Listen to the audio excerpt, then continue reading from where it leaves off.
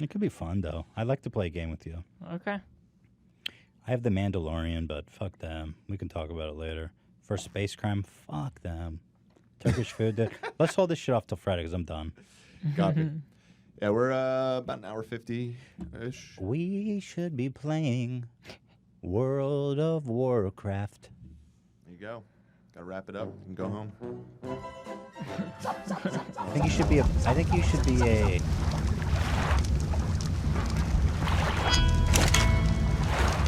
Have you guys noticed how Disney is acting like everything is just fine and dandy with The Last Jedi?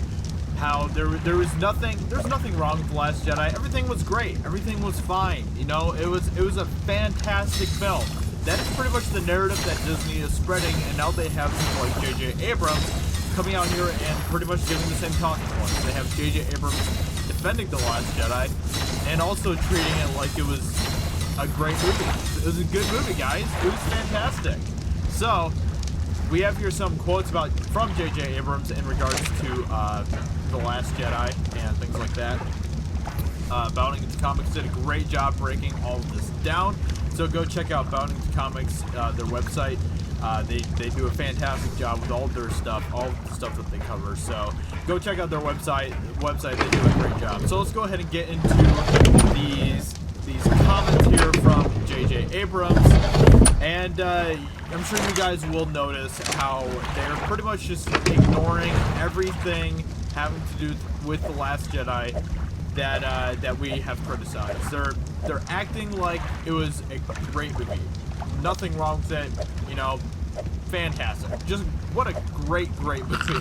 Okay, let's go ahead and get to these comments here. So, J.J. Abrams on Star Wars The Rise of Skywalker, Episode 8 didn't really derail anything. Really. J.J. Abrams appeared at Disney's D23 Expo to promote the upcoming Star Wars The Rise of Skywalker film, where he revealed that Rian Johnson's The Last Jedi didn't really derail anything. It was fantastic. They've had this all planned from the beginning, everybody. They've had this all planned from the beginning. Rian Johnson never took the outline from J.J. Abrams and threw it into the trash or anything. No, he never did any of that. This has all been working exactly how Disney has had it planned.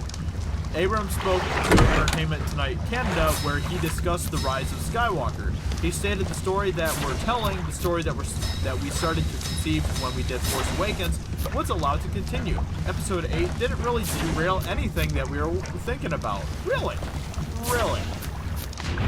If that's the case, then you guys have just done a terrible job from the very beginning. But I don't think that's true. I don't think that you're telling the truth here, JJ. I think you're lying. Abrams would go on to discuss the fun of Rise of Skywalker, but I will say the fun of this movie is that these characters are all together on this adventure as a group.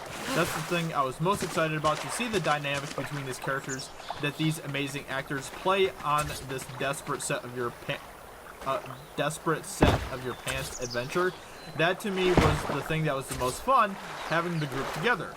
Abrams had previously told Vanity Fair that he was taking a much different approach to The Rise of Skywalker than he did with Force Awakens. Working on 9, I found myself approaching it slightly differently, which is to say that on 7, I felt beholden to Star Wars in a way that was interesting.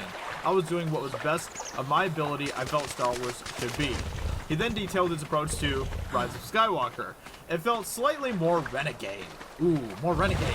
It felt slightly more like, you know, F it. I'm going to do the thing that feels right because it does, not because it adheres to something. Because who cares if the story is good? Who cares if the characters are well developed? Do what feels right. That's the most important thing, right? Of note, Abrams was not supposed to direct The Rise of Skywalker, which we all know about, I'm sure. The Last Jedi director Rian Johnson previously described Abrams' role in The Last Jedi. He was really gracious in just stepping back and giving us a blank slate to work with. The starting point was the Force Awakens script, which is quite a big, expansive, wonderful starting point, and that way we are drawing directly from his work, but from that point forward, it was a blank canvas. Which, I guess, you know, there's so many mixed reports of what exactly happened, but the general consensus is, you know, trying to find the truth in everything that people have been saying, was that, you know, the thing that we can take away from all of this was that it was just horribly planned by everyone. There was no concrete outline that was set for these filmmakers. Kind of like how they've done it over at Marvel and stuff. There was nothing like that. It was pretty much just, do whatever you want, man. Just do whatever you want. You know, it doesn't matter. It's just Star Wars. Just spit some movies out. It's no big deal. That's pretty much what it seems like how things have been happening and how things have been handled here for Star Wars under Disney. So, actress Daisy Ridley, who plays Rey, revealed her take on the continuity between films in a French interview. Here's what I think I know. JJ wrote episode 7 as well as drafts for 8 and 9. Then Rian Johnson arrived and wrote The Last Jedi entirely. I believe there was some sort of general consensus on the main lines of the trilogy, but apart from that, every director writes and realizes the film in his own way. Rian Johnson and J.J. Abrams met to discuss all of this, although episode 8 is still his very own work. I believe Rian didn't keep anything from the first draft of episode 8, which does not surprise me in the least bit, because obviously Rian Johnson wanted to just do his own thing and not give a crap about anything that was previously set up by JJ for him in The Force Awakens. One has to imagine that Abrams believed he was done with Star Wars following The Force Awakens, which he obviously at that point didn't think he was going to be directing another Star Wars. Now Abrams is claiming he's continuing the story he had outlined since The Force Awakens. It's kind of hard to believe. Yep, it is very hard to believe, especially if Johnson threw out the first draft of episode 8 and didn't use any of Abrams' notes, which is exactly what happened. But, you know, there was no derailing. Everything's great. Everything's great. The Last Jedi was fantastic. Ryan was just so great. He was just so fantastic. You know, man, we've been just getting such amazing films. Such amazing Star Wars films from Disney. It's been great. We're just gonna completely ignore every criticism that's been thrown our way from the fans, from the critics, everything. We're gonna just completely ignore all of that and just pretend like this movie's just been fantastic. You know, that's the narrative that Disney is pushing right now. And that's just the way that Disney operates now. You know, they don't ever admit when they've screwed up. They just won't. They will not admit it. They would rather pretend like everything's hunky-dory. That's just what's going to continue to happen. It shows that really, ultimately, they don't care about trying to rectify things. They don't care. If you think that they're bringing back Emperor Palpatine because they're trying to rectify fans, no, that's not what's happening. That is not what's happening. Yeah, this is all just proof of that. This is all just proof of that. So, you know, I think Rise of Skywalker is going to be a complete and utter disaster. And just like the rest of this trilogy has been, it's been insane. It really has. Anyway, let me know in the comments below. What do you think about this? What do you think about J.J. Abrams' comments? What do you think about the inconsistencies between everything that has been saying?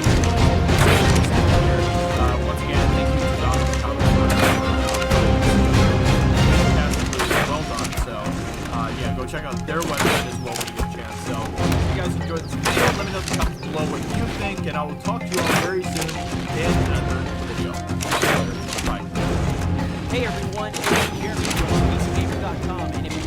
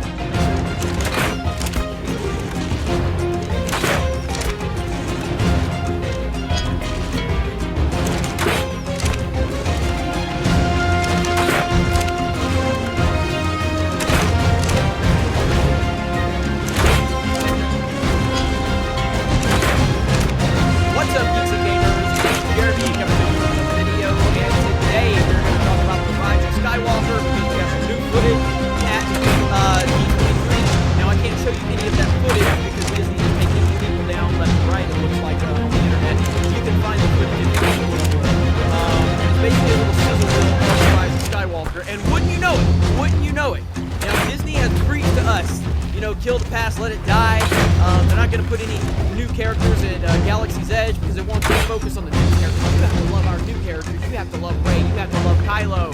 You have to love all of these new characters. You should worry about the old guard. You should worry about George Lucas's creation. You should worry about the Disney stuff. But guess what? Right on cue, JJ being involved, what do they do for the marketing? They use Darth Vader's mask again. Because of course they do. Because they know that they can't market this movie based on the terrible characters that they've created. You know, they want to use Palpatine. They want to use the Death Star. Now they're using, and they used Luke's voiceover in the last trailer, the first trailer. Now they're using Vader's mask in the marketing. How pathetic is this? What is wrong with you, Lucasfilm? I mean, we've tried to tell you from the beginning, even those of us, and there's like 3 levels of Star Wars fans right now. There's the ones that saw The Force Awakens for what it was right from the beginning, people like Jeff from World Class, all right? Then there's people that saw it after The Last Jedi, people like me, and then there's people that picked up on it after Solo. When Solo happened, I think there was a lot of people, I've had some prominent people that you cannot name the names, but have told me, yeah, that's when I saw it. You were ahead of the curve, Jeremy. And I'm like, well, I was not ahead of the curve per se. I was just, I was there when the majority of the people saw it. People like Jeff, World Class, was ahead of the curve, and a lot of you out there that were against TFA. But that's irrelevant right now. The point is, from the beginning, Disney, you have preached to us that you have to love these new characters. We are not going to focus on the legacy characters. We're not going to focus on the characters that you grew up loving. We're not going to focus on the characters that made this universe what it is. We're not going to focus on everything that was built over 40 years. We're going to push all that to the back. And we're going to tell you that you have to like these new characters. And if you don't like our identity politics characters, we're going to call you a racist. We're going to call you a sexist. We're going to say you're misogynistic. We're going to paint you with this broad brush because we gave you underdeveloped, boring characters, and because you, the audience, rejected those characters, we are going to brand you with all of these terms. And yet, here you go, continuing to use the characters to tell us that we should be interested in for your marketing purposes. This is a joke, an absolute joke. You should, from the start, you should have picked up after Return of the Jedi, obviously not directly after Return of the Jedi, 30 years after Return of the Jedi. And you should have given us a continuation of that in Episode 7. Give us the characters that we cared about from the beginning. Give us some closure. Give us some type of context. Give us that, and then slowly you can blend in the new characters towards the end of 7, and then you make 8 a real mixture of the old guard and the new guard, and then 9 is set up to be a full-on Episode 9 featuring the new characters that you took the time to develop by giving them time to breathe and not throwing them on the screen while the entire audience was going, well, I want to see Luke. I want to see Han. I want to see Leia. You know, you would have had the majority of the fans invested in this universe by Episode 9 with your new characters if you would have respected the source material and respected the fans. But instead, you are just chasing your own tail now. You're contradicting everything you say. It is a complete and total disaster. And I blame Kathleen Kennedy and her terrible leadership for this. That is where we are at with Star Wars right now. It's a joke. It's a terrible joke. And the worse it gets, the better it is for me at this point because I have no expectations right now. I cannot believe we had the sequel trilogy of the greatest saga ever, and you didn't even have your directors communicate. JJ makes a movie, Ryan comes in, makes a movie, doesn't worry about anything JJ did. And then all of a sudden you fire Trevorrow and now JJ's back and he's not going to worry about anything Ryan did. It's a disaster. This is an all-time disaster of epic proportions, and it's Kathleen Kennedy's fault. And it's Bob Iger's fault to an extent as well. But of course he's not going to fire the whammon. You got to respect whammon. You gotta respect the whammon. So anyway, I remember how excited I was when they showed me the Vader mask in The Force Awakens in the marketing. I was like, oh, okay. How is this gonna tie back to the original trilogy? We've got Luke doing the voiceover. We got Luke's hand touching R2. They're hitting you with that nostalgia. It's too late now, Disney. You have blown your wad, and the heavy majority of us do not care. So the people that you're pandering to are the people that aren't going to Galaxy's Edge, and they're the ones that aren't buying toys. That's the crowd you want, the Raylo crowd, the ones that want to talk about they're getting horny when watching Star Wars that your boy Ryan Johnson is co-signing. Go ahead, pander to that crowd. See how that works out for you. Talk to me about how Solo performed at the box office. That's where you're heading. Now, I don't think Rise of Skywalker is going to do Solo numbers. I do think the Rise of Skywalker is going to have incredible marketing, and it's going to have an onslaught from just across the board. I think the Rise of Skywalker will be the lowest grossing of the three Disney, the three Star Wars movies in this trilogy. But we'll see. We'll see what happens. The excitement level is not there. It's absolutely not there. The level of excitement is there to watch the train wreck. That's really what this comes down to. So, let me know your thoughts in the comments below. Obviously, I'm not in Anaheim. I think that's where the D23 Expo is. I don't know. LA, I have no idea. I'm not there. I'm not shill enough to be there. I'm not cool enough to be there. But there are some that are there. Say hello to them. You're going to get a nice little sub bump. They're going to get some followers. They're going to get some exclusive information. And I'm just going to sit here and laugh at them because I didn't have to kiss up to Mickey, and I'm going to get the same amount of views that you did, and I didn't have to suck any mouse stuff. That's all I'll say. You guys have a great day. Thank you very much for checking out this video, and we will talk to you later. Hey everyone, it's Jeremy from geeksandgamers.com. If you're a fan of Geeks and Gamers, please go to our website and visit our merchandise store. We have t-shirts, hoodies, hats, pins, tank tops, and in the very near future, we're going to have many more products for you to choose from. So thank you for the support. We appreciate it. You guys have a great day. Please talk to you.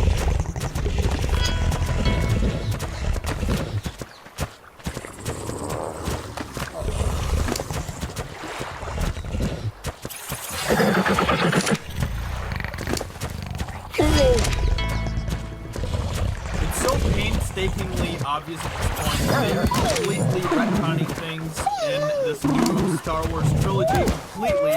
They're bringing back so much from the past now suddenly into this movie, even though in The Last Jedi they told us to let the past die, to kill it if we must. But that has all changed. That doesn't matter anymore. Now it's all about the past. And now we have Daisy Ridley and John Boyega saying comments about the Emperor, about Emperor Palpatine. And we're going to be getting into the comments here because they say some pretty interesting things. It's just like, it's so obvious what they're doing with Star Wars, or what Disney's doing now, what Lucasfilm's doing now. The thing is about this new trilogy, I just finished watching the trailer just like a couple minutes ago for the first time. It's so, like, they know that they have completely messed up this entire story for this new trilogy. They know that. Disney knows that, Lucasfilm knows that. And so they know that they can't rely on telling a good story to try to get people to come see this movie. Because nobody cares about this story. Nobody cares about this new Star Wars trilogy at all. And so, since they know that they can't rely on telling a good story to get people to come see this movie, instead they have to rely on nostalgia. They have to rely on the past to get people to come back and see this movie. That's exactly what is happening now with this movie, The Rise of Skywalker. So, let's go ahead and get into these comments here from Daisy Ridley and John Boyega. Let's see here. Though yesterday's D23 panel yielded a fair amount of promotional material for the upcoming Star Wars Rise of Skywalker, fans were still left with plenty of unanswered questions about J.J. Abrams' much hyped trilogy closer, many of them concerning the long-awaited return of Emperor Palpatine. So far, the only glimpse we've got of the classic villain's comeback was in the poster, which was a toy. But lest you forget, this is actually a toy. We actually covered this right here on the channel. Jeremy did a video on it, so go check out that video because it's hilarious. Which shows Ian McDiarmid's character looming in the background with a sinister stare. A sinister plastic stare. But while we currently have much to learn from about old Sheev's role in the sequel trilogy finale, actress Daisy Ridley has insisted in an interview with IGN that his presence is integral to the film. Suddenly it's integral. Suddenly the Emperor is integral to this entire thing. Everything's about the Emperor now. All of a sudden, out of nowhere, without any sort of build-up or anything. Suddenly the Emperor is integral. He is the thing that is holding this entire trilogy together. He's the biggest baddie in Star Wars history, says Daisy Ridley. Now that we've done that in the story, I'm like, it couldn't have happened any other way. It had to be that, but he's very instrumental in the plot of the film. It's not just like he appears again, it all gets explained. It's all explained. Really? Because that sure is what it seems like. It's not like he just appears again. Really? Really? I have a very, very serious doubt that you guys were building up to the Emperor's return when you were making The Last Jedi, when you were making The Force Awakens. Maybe that was, I don't know, maybe that was J.J. Abrams' plan all along when he was doing The Force Awakens, and maybe that was part of his plans when he gave those plans and outlined stuff to Rian Johnson for The Last Jedi. But as we all know, Rian Johnson threw away all the outlines and the plans and all that stuff for where J.J. Abrams wanted to take the story. He threw all of that away. So Rian Johnson completely derailed everything. I highly, highly doubt that Rian Johnson was building up to the Emperor in The Last Jedi. I highly doubt it. I do not believe that for a single second that that's what Rian Johnson was doing. You can't... They're acting like this has been the plan all along, and it's really, really annoying. They must think that we're dumb or something, because unless you just eat up everything that Disney gives you without even thinking about it, without even questioning it, then yeah, I'm not gonna buy into this at all. If Ridley's comments are anything to go by, then the Emperor's return should hopefully come across as a well-thought-out stakes raiser. What? Well thought out? Are you kidding me? This entire trilogy has been a disaster, a complete mess. It hasn't been well thought out at all. It's been completely disjointed. Rather than a cheap ploy for nostalgia points. In any case, yeah, sure. That's exactly what this is right now. A cheap ploy for nostalgia points. That's exactly what this is. And if you want to just believe in whatever Disney tells you, and oh well, Disney says this isn't a cheap ploy for nostalgia points, so it can't be. Then wow, wake up a little bit. In any case, John Boyega was also on hand to share some thoughts on Palpatine's re-emergence, observing how the villain casts a long shadow over the entire Skywalker saga. I think the Emperor and his doctrine has trickled down to so many of the characters in the Star Wars universe. The dark side, it is what it is because of a lot of his actions and plans. To have him come back, he's like the greatest foe, the greatest enemy. I mean, we might as well take him down properly. Take him down properly. So Darth Vader sacrificing himself to take down the Emperor, to fulfill his destiny as Anakin, as the one to destroy the dark side, to destroy the Sith. All of that wasn't the proper way to take him down. Are you kidding me?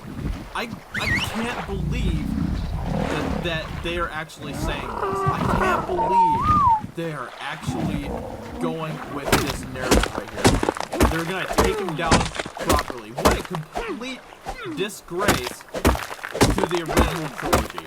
What a complete disgrace to Darth Vader's story, to Anakin's story. What a complete disrespect to all of that. To take him down properly. When I read that, my mind was blown. I couldn't believe that those words came out of his mouth. But that just goes to show you that this is Disney's Star Wars.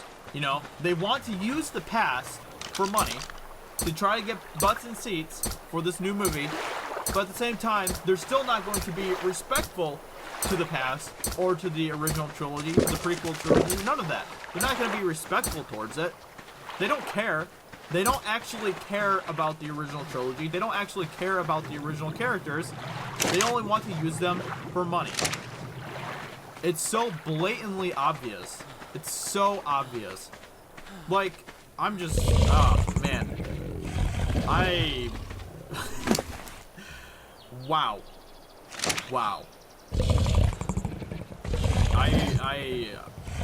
Like, the story of Anakin and Darth Vader, becoming Darth Vader, and then, at the very end, sacrificing himself to not only save his son, but to fulfill his destiny of taking down the Sith. All that is just going to be completely down the drain. Completely down the drain. And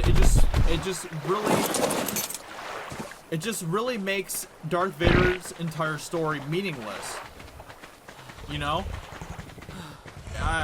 Man, what a complete joke. What an absolute joke this entire trilogy's been. And it just goes to show this trilogy and The Rise of Skywalker is going to be a complete joke as well. Let me know in the comments below, what do you think about this? What do you think about the comments of Daisy Ridley and John Boyega? And are you guys excited that they're going to be taking down the Emperor properly this time? Properly? Because Darth Vader didn't take him down properly. No. Darth Vader's attempt to take him down is just going to, you know, quail and quake in light of how Daisy Ridley, how Rey is going to be taking him down.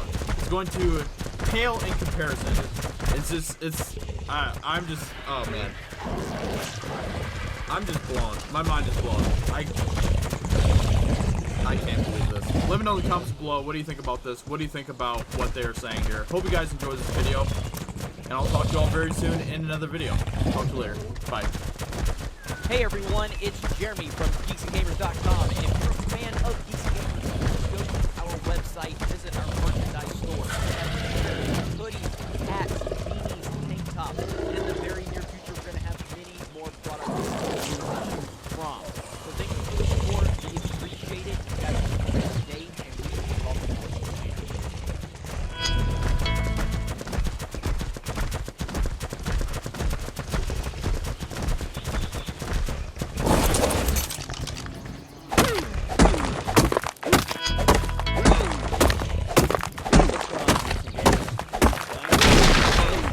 Today I want to talk to you about one of my personal favorite Star Wars expanded universes. The main reason one of the accusations that people like me have had leveled against us. If you're someone like me who's been critical of what Disney Lucas has done with the sequel trilogy and the Star Wars properties that come out in the past several years, you have heard of this accusation leveled against you. Be it from Lucasfilm employees, media, or just a random fan on social media. You have heard, well, if you don't like these movies, you must not like strong female characters. And to me, that's always been such a strange thing to say. It doesn't make sense. I've always personally wanted to know about who a character is, vice what they look like. Whether that's the color of their skin or their gender. Today, I'm going to talk about one of my favorite female characters of all time. Brother Jason. Jaina Solo was born 9 years after the Battle of Yavin. Taken after her father's skill in mechanics and piloting, along with his personality, Jaina was extremely powerful in the Force, just like her mother. Along with her twin and younger brother Anakin, she was trained at her uncle Luke Skywalker's Jedi Praxium. When she was 16, she was apprenticed to her aunt and role model, Mara Jade Skywalker. A war unlike any other spread across the galaxy. The Yuuzhan Vong, an extragalactic threat, and invisible in a bloody campaign against the Jedi and the New Republic. At the front line when the war began, Jaina quickly became renowned for her piloting skills. While her father Han preferred freighters, Jaina was much more comfortable in a fighter.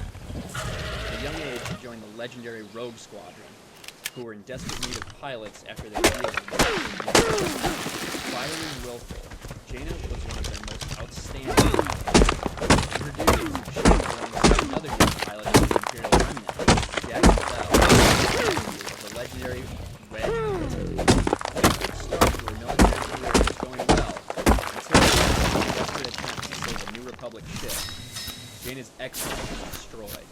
forcing her to eject and seriously wounding her. Out of the fight and having her confidence shaken, Jaina focused on Jedi actions. Once fully healed, Jaina was chosen along with 15 other young Jedi by her uncle Luke for a dangerous and controversial mission to destroy the exclusive bred to hunt Jedi. Many Jedi lost their lives on this mission. As her heart was ripped apart by the sacrifice, Twin was captured and presumed dead after killing the boxing queen. Distraught at the loss of her siblings, Jaina began a slow and painful life. However,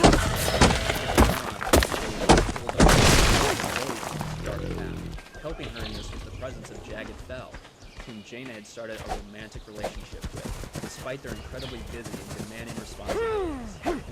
In a seemingly miraculous event, she was fully pulled back towards the light when her twin Jason was discovered alive and returned to the Jedi. She was then promoted to the rank of Jedi Knight. While performing the ceremony, Luke Skywalker stated, "Spoken by the Force, the sword of the Jedi. You are like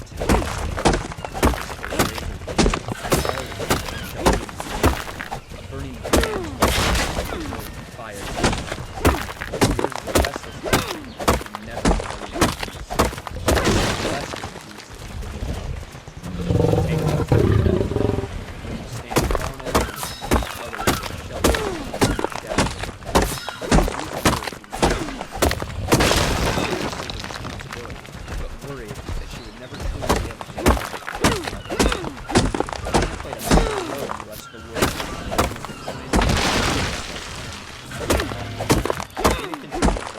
on-again, off-again relationship with Jag after the war. Always ending their time together. But a new challenge would arise. A skirmish between Chiss, who Jag had grown up with royally, and the second brother. Found herself on the opposite side of the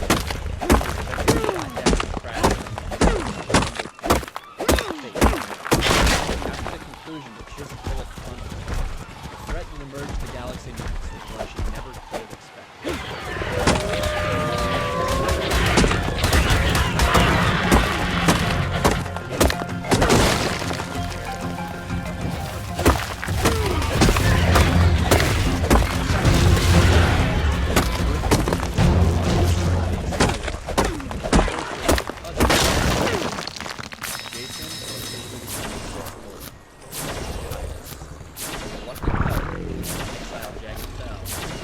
Sought out someone to help fight powerful brothers. He found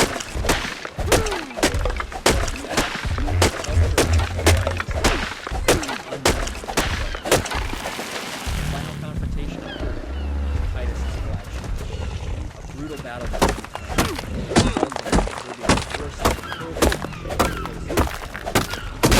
last act, her brother returned for a moment. He was the last warn them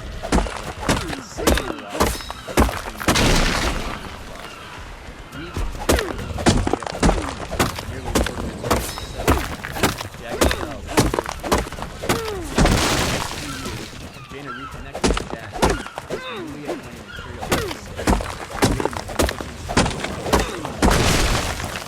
new overreach government with Mandalorian hired guns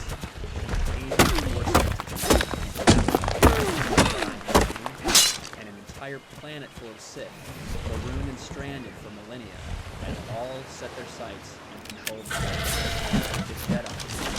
As the sword of the Jedi, every battle, pierced the thorn in the side of these returned Sith.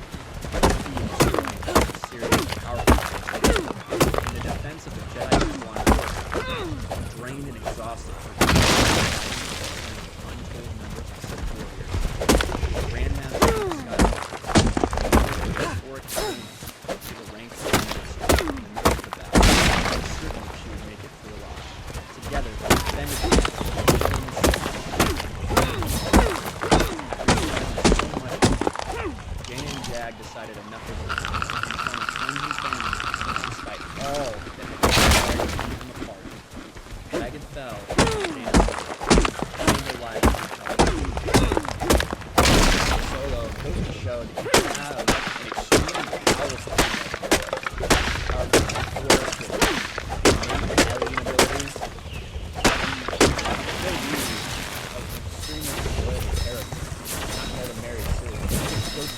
struggled. She had to learn at a very young age to see her working with her father. She was so close to her. One of the things that really always drew me to Jaina Solo was how much like her father Mine she was. She is so much like his personality, and obviously she picked up his piloting skills, his ability with mechanics, and everything like that. But she had to learn all of that with her force skills, although they did come naturally to her because of her bloodline. You saw her have to work, actually work. She didn't just have all the knowledge, force skills, with Rey, which is the explanation you get with Rey for why she's everything. A character like that. Why would anyone be interested in that? Down and know anything. Is that a compelling character? Not to me. Maybe to you. To me. You see Jaina Solo on the dark side. There's an entire book of her.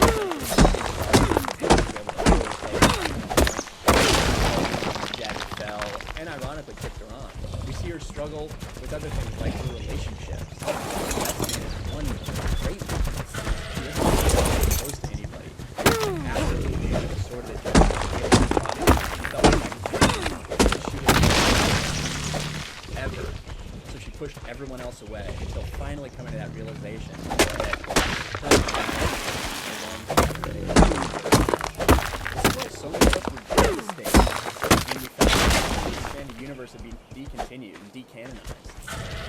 There was an upcoming trilogy called Sword of the Jedi that was going to be all about essentially taking over the mantle. And we did it. Actively worked on a great book that so many people are interested in reading. They actually figure out how behind it. The Jaina Solo Black is in high demand. You can't find it for really less than $20. There's a reason why this is in demand. And characters like Rey and Nico in her are such a bargain.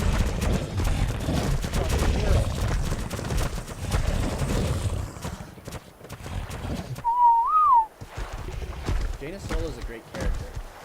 Not because she's a female, but because she's a great character. But tell me what you guys think. Have you heard of Jaina Solo before? Are you interested to know more about her now that you've heard this? Is this the kind of character that you'd like to see more from Disney? Let us know in the comments below. Like button, hit subscribe. Talk to you guys later. Hey everyone, it's Jeremy from geeksandgamers.com, and if you're a fan of Geeks and Gamers, go to our website, our merchandise store. We have t-shirts, hoodies, hats, beanies, tank tops, and in the very near future, we're going to have many more products for you to choose from. So thank you for the support. We appreciate it. You guys have a great day, and we'll talk to you later.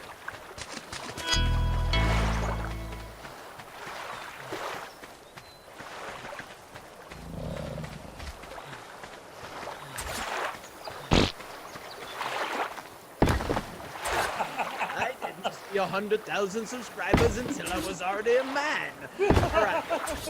Uche, Okay, what do you think? A couple of quick, couple of points I want to make. You know, first,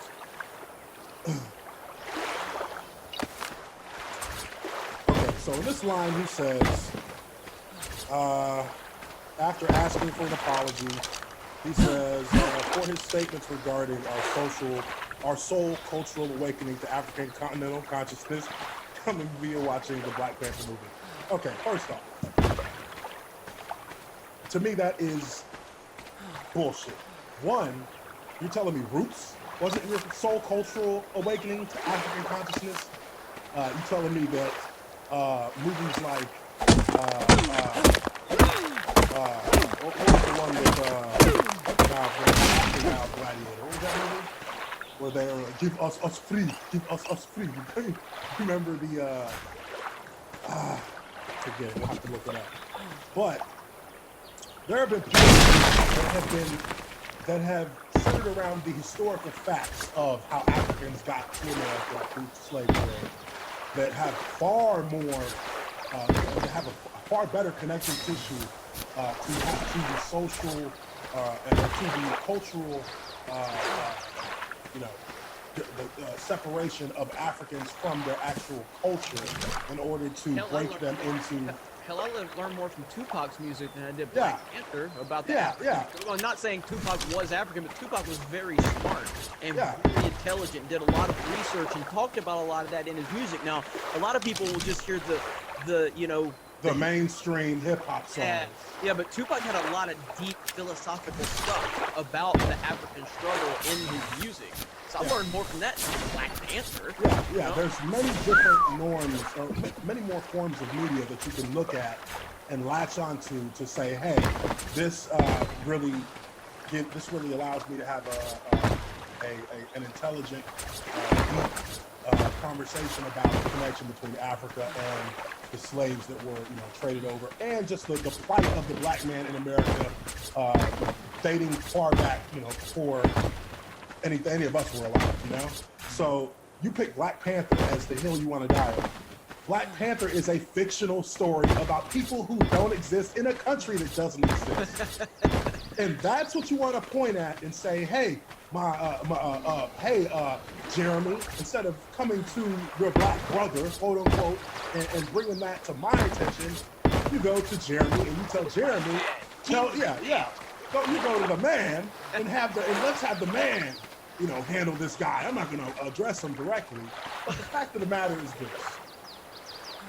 There is a distinct divide between Africans and blacks for a number of different reasons. My parents came to this country with nothing. My dad was 23, my mom was 21. They came here with the aspirations of getting an education and being able to live the American dream, which they have done successfully since 1973 when they first came here. And a lot of things that I learned when I was young from my parents about how black people view Africans really created a picture. It painted a picture of Africans as people who come to this country to work their ass off to live a better life. And in the process of doing that, they deal with more than white folks. They deal with black people who see them and basically hate on the fact that Africans come here and they put aside all the distractions and they come here to work. My mom was a parole officer for 15 years, and she steady worked her way up the chain, up the ladder in her parole office division, because she worked hard and she did things the right way. And she received hate from her black coworkers almost daily. They didn't like talking to my mom. They didn't like the fact that my mom had an accent. They treated her as if she was a lesser individual because she wasn't black. She was an African. My dad, the same way, working odd jobs to take care of his family, dealing with black people who hated on him because he was getting promotions at Church's Chicken, because he was getting promotions at Dillard's department store, because he was able to lift himself up to a point where he opened up his own business in 1994, and that business is thriving still to this very day. And the same thing with their children. Their children who are all kids with African names. We don't have American names. That's something that, some Nigerians give their kids two names. They give them an African name and they give them an English name, because obviously if you have an African name, it's a little bit harder for people who are American to pronounce and to deal with those. And for me as a kid, I was bullied a lot because of my name. And this is by black kids. This is not by white kids. This is by black kids who saw my name and couldn't pronounce it, and saw that I was in African, and started calling me African booty scratcher, started calling me old African BB head, and in a way isolated me from even wanting to experience or even wanting to integrate myself with black culture, because black culture in a way rejected me at that point when I was young. So I latched on to the other people who were around me, to Asians, to whites, to Indians, and just became someone who could basically blend in with a number of different cultures, just because, Nigerians by... What's up, geeks and gamers? It's Jeremy coming to you with another video, and today, StarWars.com already spoiled the Rise of Skywalker, their big anticipation moment, and they've already spoiled it, and they deserve it because screw you, Lucasfilm. Star Wars fans caught that Disney accidentally posted a huge Rey spoiler on its website. This seems to confirm the truth about Dark Rey and the Rise of Skywalker. After Disney released a new trailer for the Rise of Skywalker at their D23 convention last weekend, fans have been mystified by the surprising image of Dark Rey. The once heroic Rey What the hell has Rey ever done heroic? Besides do everything by being perfect at everything without any training and any negativity, no nothing. She's just great at everything. She can beat everybody's ass. She knows how to pick up a lightsaber, even though she really doesn't. She's really kind of cringy when she picks up that lightsaber, but yet they have her fighting like she's a Jedi master. Whatever. I'm not even gonna get caught up on that. The once Mary Sue Rey. Okay, let's just do that. You know what? I might even edit it in there and say the once Mary Sue Rey appears at the end of the trailer holding a red lightsaber with two blades, nonetheless provoking both outrage and excitement from fans of the iconic franchise. J.J. Abrams is known for delivering good misdirection in his promotional campaigns for his films. Remember where Finn, not Rey, welded the lightsaber in the original poster for The Force Awakens. Obviously, the director wants us to duke it out and build up the theater in anticipation of the big finale of the decade-long Skywalker saga. But fans have already ruined the big surprise about the so-called Dark Rey. The potential leaked info is based off a small detail that was posted and then revised on the Star Wars website. As some users on Reddit have posted, StarWars.com referred to Dark Rey as a vision. Yep. And if you know anything about Star Wars, you know that the franchise is a long vision, many of which, in fact, rarely turn out to be true.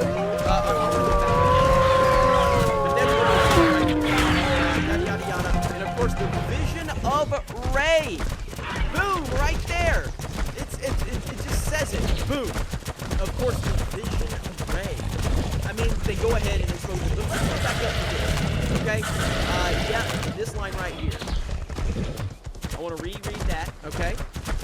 Yep, and if you know anything about Star Wars, you know the franchise has a long-running history of nightmarish visions, many of which, in fact, rarely turn out to be true. That is the problem with people at Lucasfilm. They don't know anything about Star Wars. So this person that wrote this probably doesn't know anything about Star Wars. As a matter of fact, I don't think I can pull it up. I'd have to go to my backup account. There was a blue check mark the other day. A blue check mark that said that they had been waiting all through the 2000s to see a woman with a lightsaber, and it never happened. And now to see Rey with the lightsaber, it's made their life complete. And people are like, yeah, there's a lot of women that have had lightsabers, especially in the 2000s. Maybe you want to check out the Clone Wars? Maybe you want to watch the prequels? Maybe you want to read a preview? Just an idea. I mean, you said you've been waiting your whole life to see this. You've been waiting for a woman to hold a lightsaber. And of course, it's happened many times, but you're not really worried about facts or logic or reality. You just want to be the victim. So this person here probably has never seen Star Wars because the people that they are trying to get involved with Lucasfilm don't know anything about Star Wars. So they probably didn't even think anything of using the word or the terminology of vision because to them, well, I mean, it's not like they've seen Star Wars anyway. It's not like vision is really a big thing for them. I'm telling you, I've never seen Star Wars. I only started watching Star Wars when it was a social justice propaganda tool for Disney to do. So that's probably what happened. But I think it's hilarious. They've already blown their wad. Now your terrible movie. Your big secret is, which I mean, most of us that know Star Wars anyway. Yeah, I think it's funny. I think it's hilarious. If you guys haven't seen, there's this like GIF of Rey.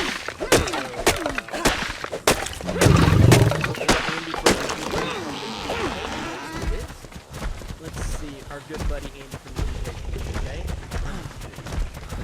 Yeah, there it is, right there. The Swiss Army knife, right there, boom, you know? And, I mean, that's the type of nonsense that we're dealing with right now, with Lucasfilm, with Disney, with Star Wars. They don't care, man. They don't know anything about this stuff, you know? That vision is so stupid. It's so dumb. There's Andy repeating yeah. I mean, that's pretty much how I felt about the trailer. He died. Also, Lucasfilm. But anyway, other than that,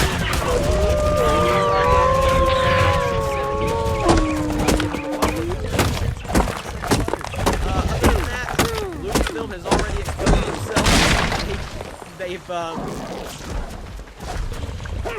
They've already blown their wad on their big secret, which most of us knew what it was anyway, but I just think it's funny, and now they provide what happens, but I think it's hilarious. They deserve it. You deserve everything to get to Lucasfilm. You deserve all the back.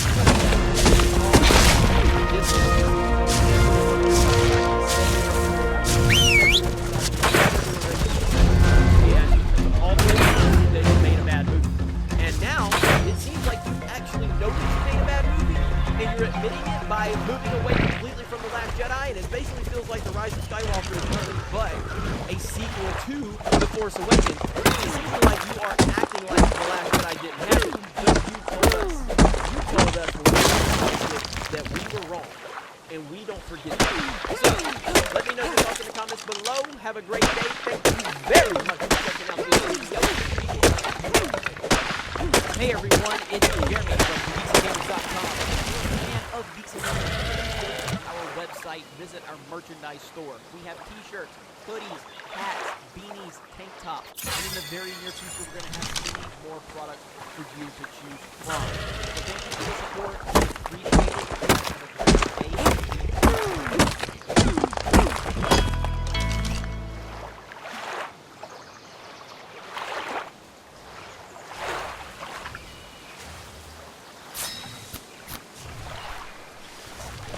Mexicans are racist. The Muslim ban. He said there were fine people on both sides. He supported white supremacists. Either, slightly, you're too stupid to be representative of this movement, or you are lying in order to leverage this you don't vote for Donald Trump. There is no third option. All right, right place. Here's one of the set up this clip first. There's a little bit of context. I really want to know if genuinely Donald Trump could be racism has been on the rise. I don't buy it. I've talked about this, but it seems like now the rhetoric is picking up even more. Oh, yeah. We're trying to paint him as a racist. And it's designed to write a series of pieces showing that everything the basis of America is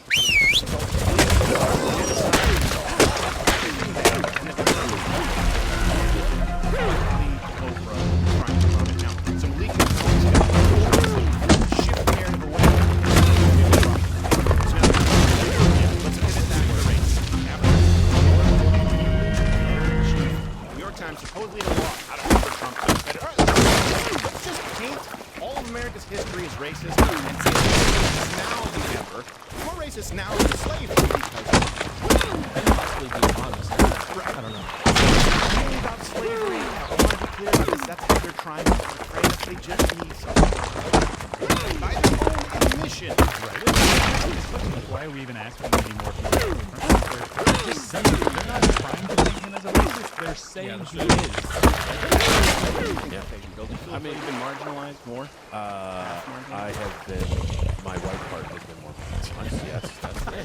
No, I mean, there's no question about this country. Whether it defines the nation, and to say that is to say that every person who's a part of it. No, did you fight in the Union Army? No, you didn't fight in the right? I mean, there's no nuance to it other than just to say, hey, I don't want you to forget everyone views a piece of shit. And that's this tagline for 1619, right? Everything you enjoy should taste like ass.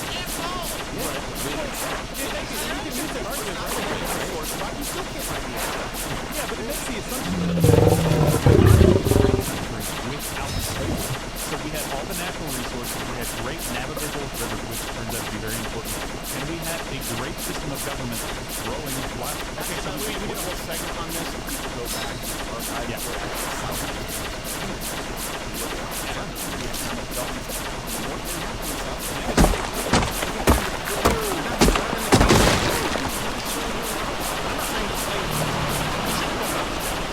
They should have sabotaged, and a lot of them did, but it didn't develop. They were sacrificed. So this is just, we want to make sure we set this up to understand why like these make Energy 360 was this 1619 project. We'll be hearing a lot about it. Let's start this. This is important, very important to me, because so much. You know, we're still dealing with Christopher Columbus and all the other stuff. Yes, we are. Everyone is taught about slavery. I'm sorry, wait, is Christopher Columbus not real? Or? It's not a real thing. He didn't land on Plymouth Rock. I don't. Wait, so there was American slavery in 1492. That's what was happening? I don't. How history works. It's how you teach it. One thing, and then the next thing, and then the next I think the Indians were enslaving other Indians. It's almost as though it's linear.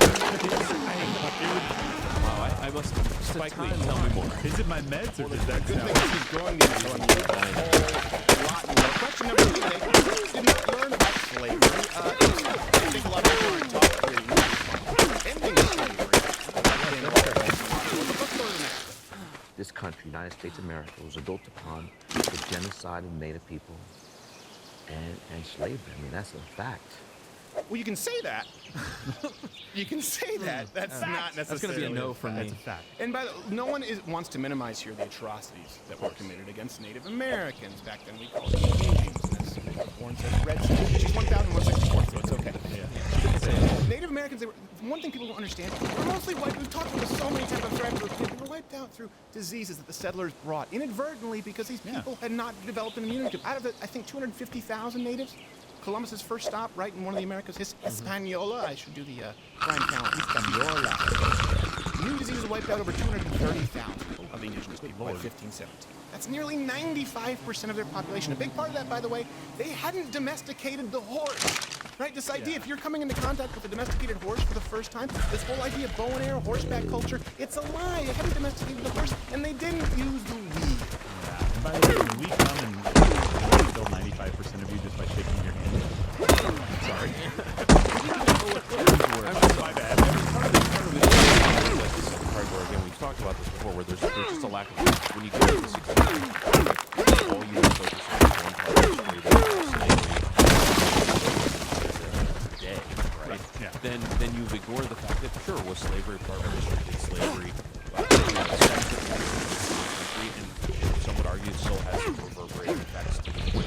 I think we just disagree on how much effect it still has today and what needs to be put up.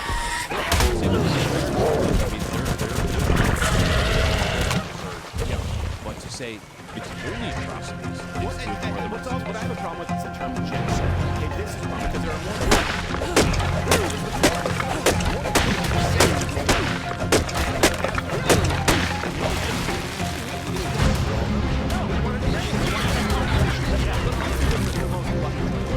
You certainly have wounded knee. You probably know about. Learned about it in school where it's not taught. 150 to 350 Native Americans killed or wounded. There were also 25 American soldiers killed, 39 wounded. Listen, it's no different from a genocide. If you're talking about the Holocaust, like, well, you know what? The Jews got their licks in too. That's not what a genocide is. Like, well, you know, they've got 6 million, but I tell you what, those Jews, they pulled off a couple of million. You know, there was a give and take. No, that's what genocide is, a complete extermination. By the way, Stephen's massacre, went the other way, 1622, is a conflict. Indians, they no casualties in this battle. They slaughtered 347 English settlers. Again, that's not the genocide. And don't forget, this is something people don't remember. We don't teach this in history. Native American tribes were warring with each other before we got lots of them. They were incredibly violent. How do you think Cortez defeated 500 conquistadors? No, he listed the hell of the native tribes. We tossed them some farms. Listen, these guys were enslaving you to collect their gold. How about you try the guys with the metal hats? Well, and when we show up and we have kind of peaceful relationships with some tribes, and then we start to move, you guys were already warring. What you're really doing is basically saying, we're really pissed off when we came in, we were better at war than we were. Right? We were trying to take your and succeeding, and now you jump in the class.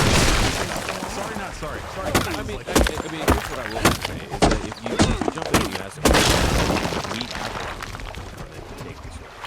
I don't necessarily know that there's more or less right. The people who are already here is it first movers right? I mean, that's the problem where the narrative falls apart when you hear people. Oh, okay, so well, we don't care about the indigenous people. Are they important? Oh yes. And then you pretend, okay, so we're just going to evolve. Every single person should leave this country. Yes. Right? And it just evolved as Contact will be made at some point. So let's say we never did back then. Today, a helicopter, chopper, or a plane goes up. Guess what? Now it's made.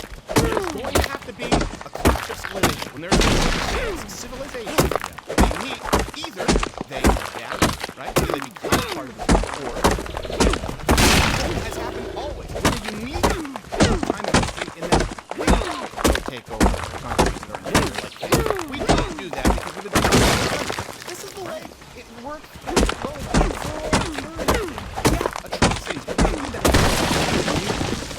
That's the problem I have. But again, this is all thin veil to get to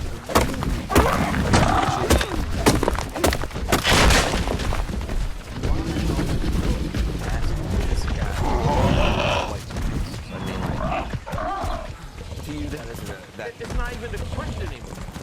Oh, he said okay. I mean, the Muslims, I thought the clip all froze. Mexicans, rapists, murderers, drug dealers. I mean, it's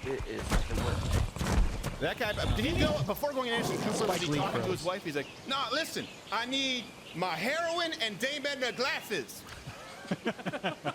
I'm surprised he didn't just go out.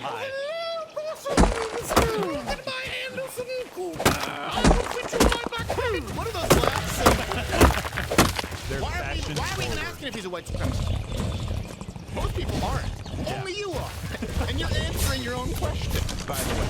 And then you talk about how can you so in one sentence?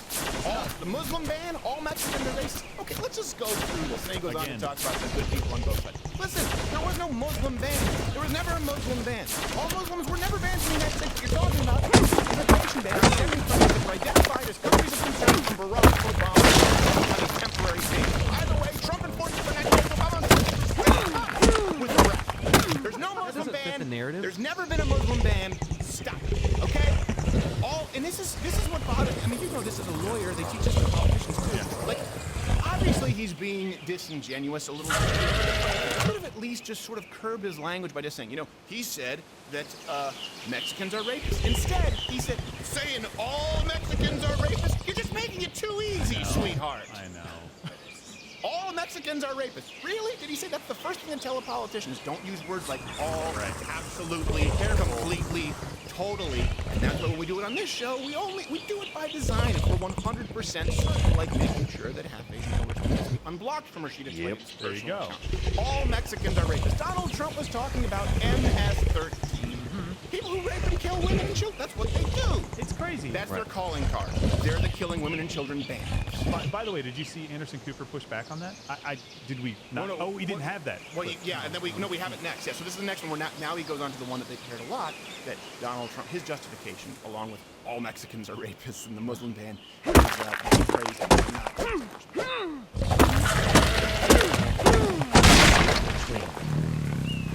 what's right and wrong, what's love and hate.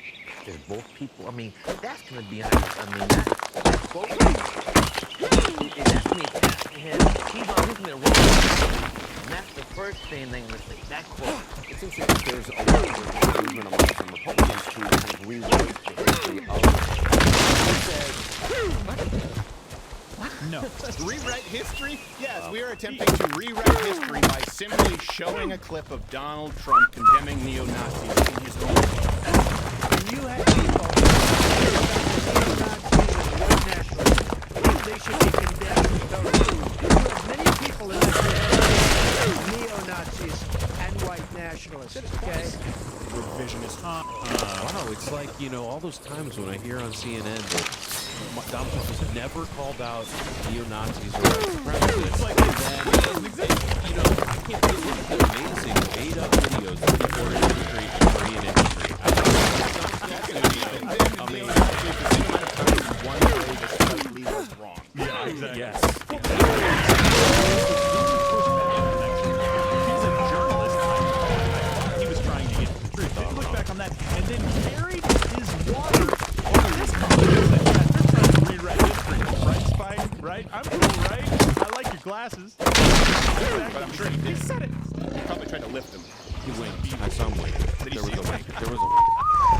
Yeah, That pisses me off. He's a journalist. It was a wink between guys with glasses. P. Morgan Jr. was there. Is this a genre of Son wink? of a gun. Nah, I don't know. I don't understand what's going on. All right. So, by the way, I forgot. Hit the notification bell if you're subscribed because subscriptions don't mean a whole lot. Subscribe on iTunes, leave us a rating, and most importantly, do join Mug Club, loudospedder.com/Mug Club. Not only do you get the full daily show, hours and hours of content that we can never air on YouTube, but I have to notification is very expensive. So when we're doing illegal stuff with Big Tech or even representing, please understand Mug Club supports that, especially since we've been demonetized. Yeah, and that's a show. You get to see it too. You know what? There's one thing to that point is people only really see like of all the things on the back end of things. I mean, it's a constant battle. So Mug Club is what allows us to. I mean, how many tens of thousands just in basic people making false claims? I mean, there were between stealing content, between us stealing content, just this week. Yeah. Wow. You know, just having to deal with it. I mean, it's glad we're keeping you busy, buddy. A big part of before the show, if Bill Richmond happened to Bill Richmond. Yeah. No, it's only going to make me mad. Do it after the show. I see him getting into that mood. Today, you're being sued by an angry tranny who thinks that you're guilty of hate speech and claims the socialism shirt is actually her face. Yes. I know it's not true, but it might just be worth it to pay this crazy person to go away. Right. Mug Clubbers made it happen. All right, let's go out to the. Let's go to the. Thank you, Mug Club. Otherwise, we would be crossing the finish line, like in the movie Small Soldiers with the Gorgles or whatever it was. Like, and the guy's trying to walk, and they're all jumping on. That would be us, just hundreds of angry trannies and Vox employees trying to do this show if we're not happy on Bill Richmond commercial. Next bit. Now. They're not even hiding. You know, what he's doing, the KKK, Howard, that's the kind of one of the dog was like, come on out. So, I good. I don't think that's how dog works.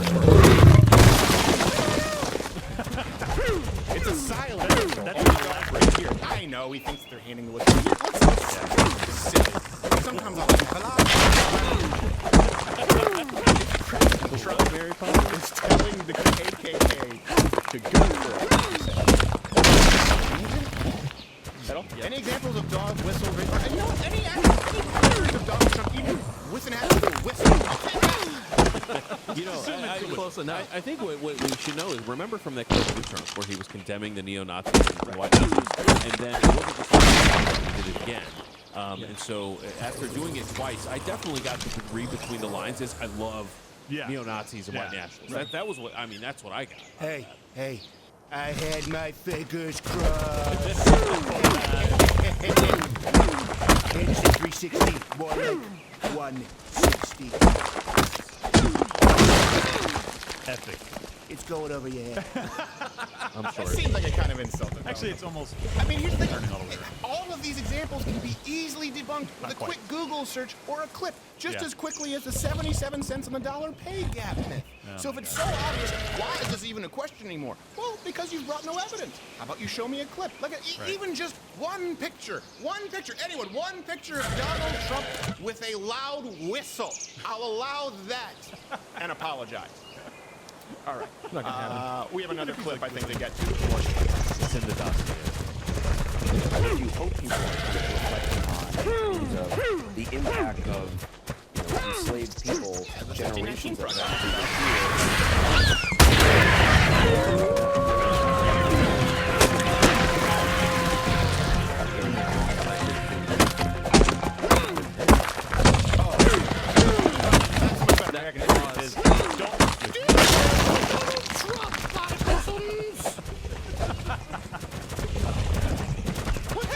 He is there to plug the 1619 part. That's why he's there. He teaches people school? Yeah.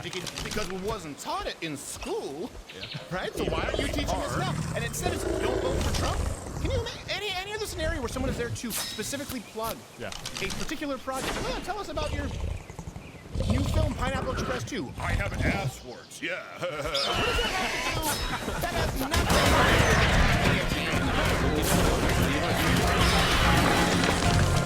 Because they could have continued to say, no, this is just a project we are heading to. It would have been a little bit more, for example, be able to say, oh, this is going to be an attack on trying to change the timing of everything. We couldn't have done it any other time between now and 1619. This was the year we were going to do it at this very moment in history. But that is the part that I heard, that the glasses for 4 centuries. Yeah. And then you have the guy who do the right thing. I mean, that's the part where you can go, yeah, thank you. I appreciate you letting us know that this is just everything that we believed was for a long time. It was kind of like, oh, okay, you want a little bit of sleight of hand. Now they're just doing out in the open. Yeah. And I think there is a silver lining there because now people, like for the longest time, really up until Donald Trump, people thought CNN was. Yeah. And I had been shouting this from the rooftop like the RICO law guy, where I was saying like, no, listen, it's not your problem is CNN because they present it as though it's actually unbiased, and now we know through these interactions with people like Spike Lee and Anderson Cooper, and you had a good point. Yeah, exactly. So by these standards, we'd actually have to say that President Barack Obama was also a racist, right? Against white people, right? Okay, so just hear me out for a second, right? I don't know if I want to. You got to give me just a second Don't here. hear him out, Dave. All right, so I'm going to make the point here. Well, no, is there a legal liability here? So just follow me, right? So if I had a sign like Trayvon Martin, right, and then we had hands up, don't shoot. We had, all right, we're going to send down there to take a look at this. We're going to do all this stuff. And so Black Lives Matter comes out of this movement, right? And so you have this massive overreach of Black Lives Matter, trying to make people think that every white person in America doesn't think that Black Lives Matter, especially police officers, even though police officers, right? And so there's this massive overreach.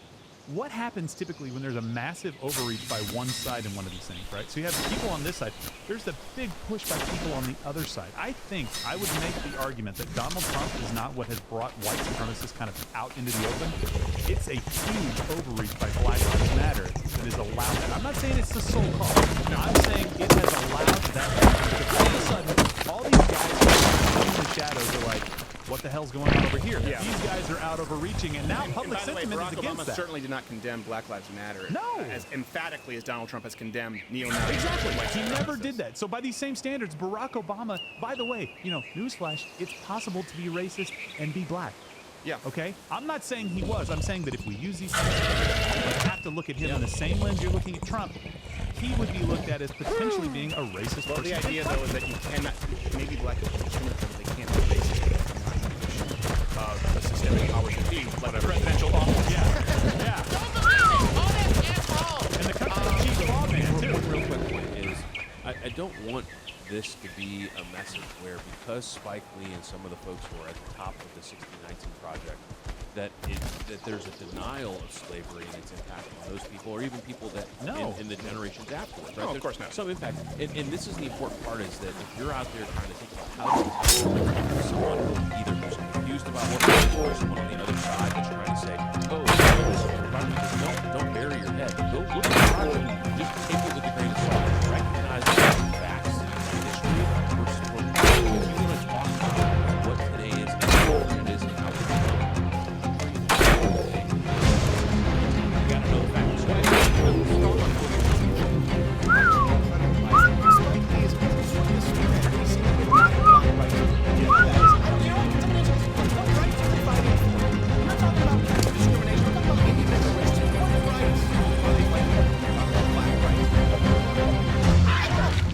This could just be me being tone deaf. It could be a blind spot. I don't know.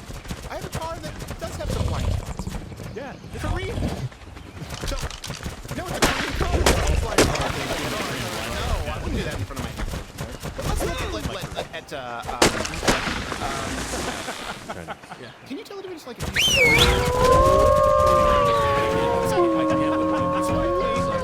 Black Klansman, Malcolm X, do the right thing. There's a reason Right? There's a reason he's chosen. It's because he's seen as a figure. Right? So he's clearly presented as an authoritative figure on this topic. And he's either the monster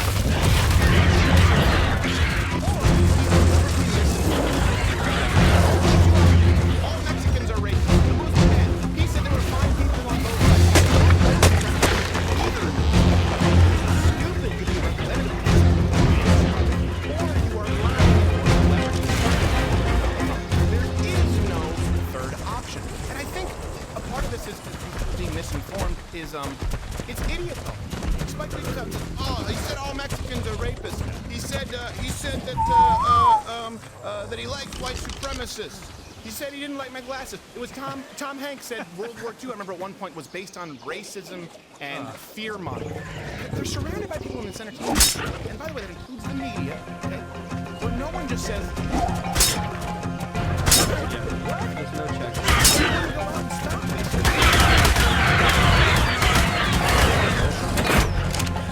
That we're not quite done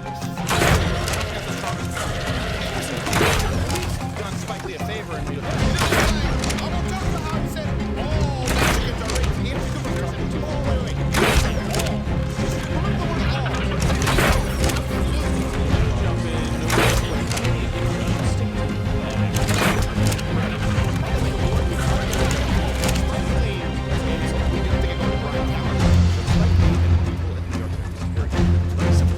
They are either misinformed or they are misinforming. Period. Neither option is good look for legitimate news outlet. Hey there, YouTube viewers. Subscribe to the channel. Hit the notification bell if you're already subscribed to this channel, because that lets you know when new videos come out and they don't show up in the YouTube search feed. Also, there are videos playing in boxes here. Click one of those. Just of all the things that I just mentioned, all you have to do is one. And if you don't, I will run for the United States presidency under the 1,064% charity. I have yet to pick my VP.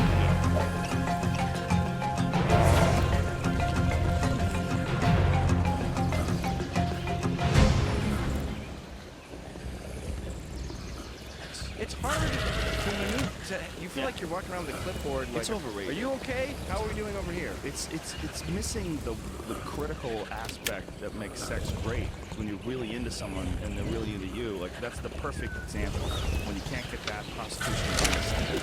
Yeah. But when you get when two people are really into each other, like you're sharing a moment together, and then there's this other person. Move on me. Oh yeah. I guess I'm on over here. What should I do over here? It's like even a trip. Even if you go on a trip with three people, it's kind of weird. It can be, but it could be awesome. It depends on how they gel. I mean, I've had friends that their wives are free, and they have threesomes, and they go out and hunt for girls.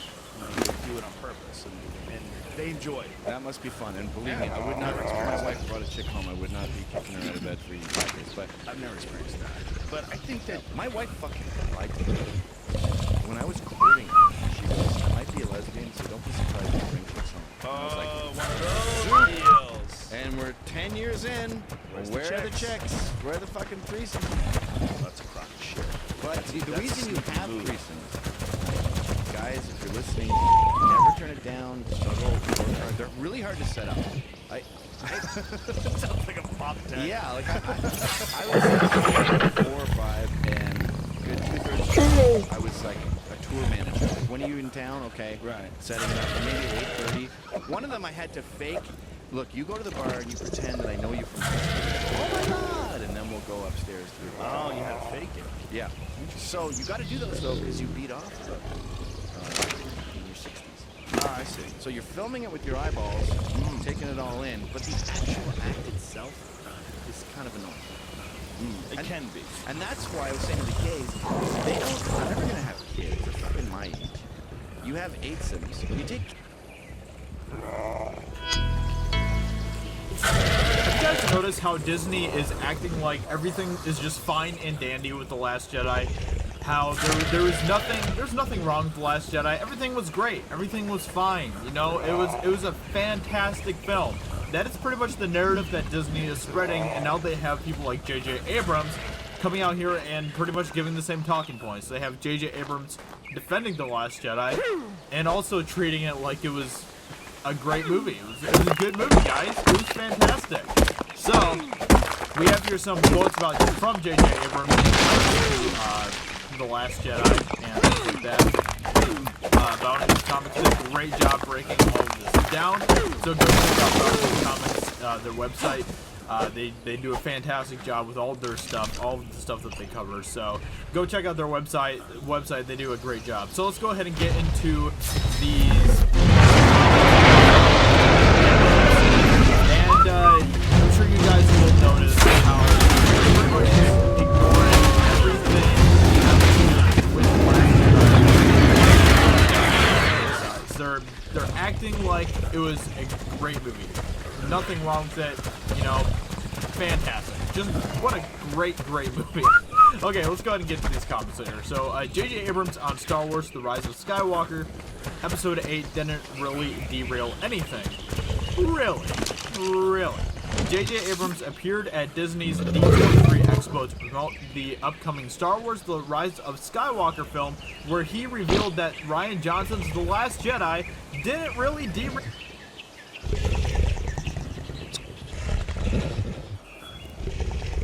It's hard to maneuver. You feel like you're walking around with a clipboard. Like, are you okay? How are we doing over here? It's missing the critical aspect that makes sex great when you're really into someone and they're really into you. Kids and monogamy and marriage, what's that?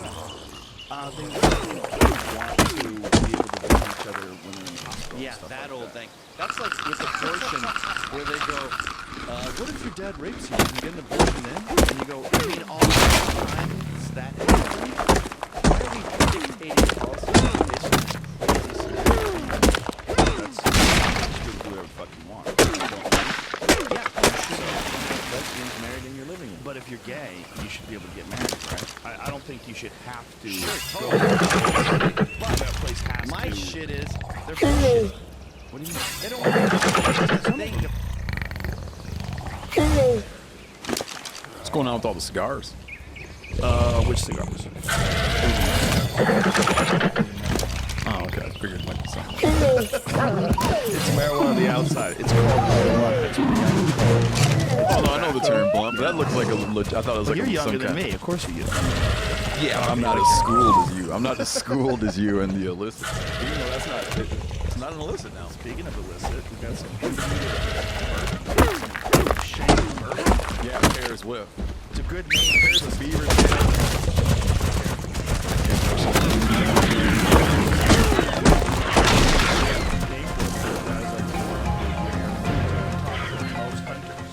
Like I said, if you're an elk shank, ossobuco, they're going, what? Most hunters have never eaten that. No, but it was revelatory to find out about it, and then it's something that I started to proselytize.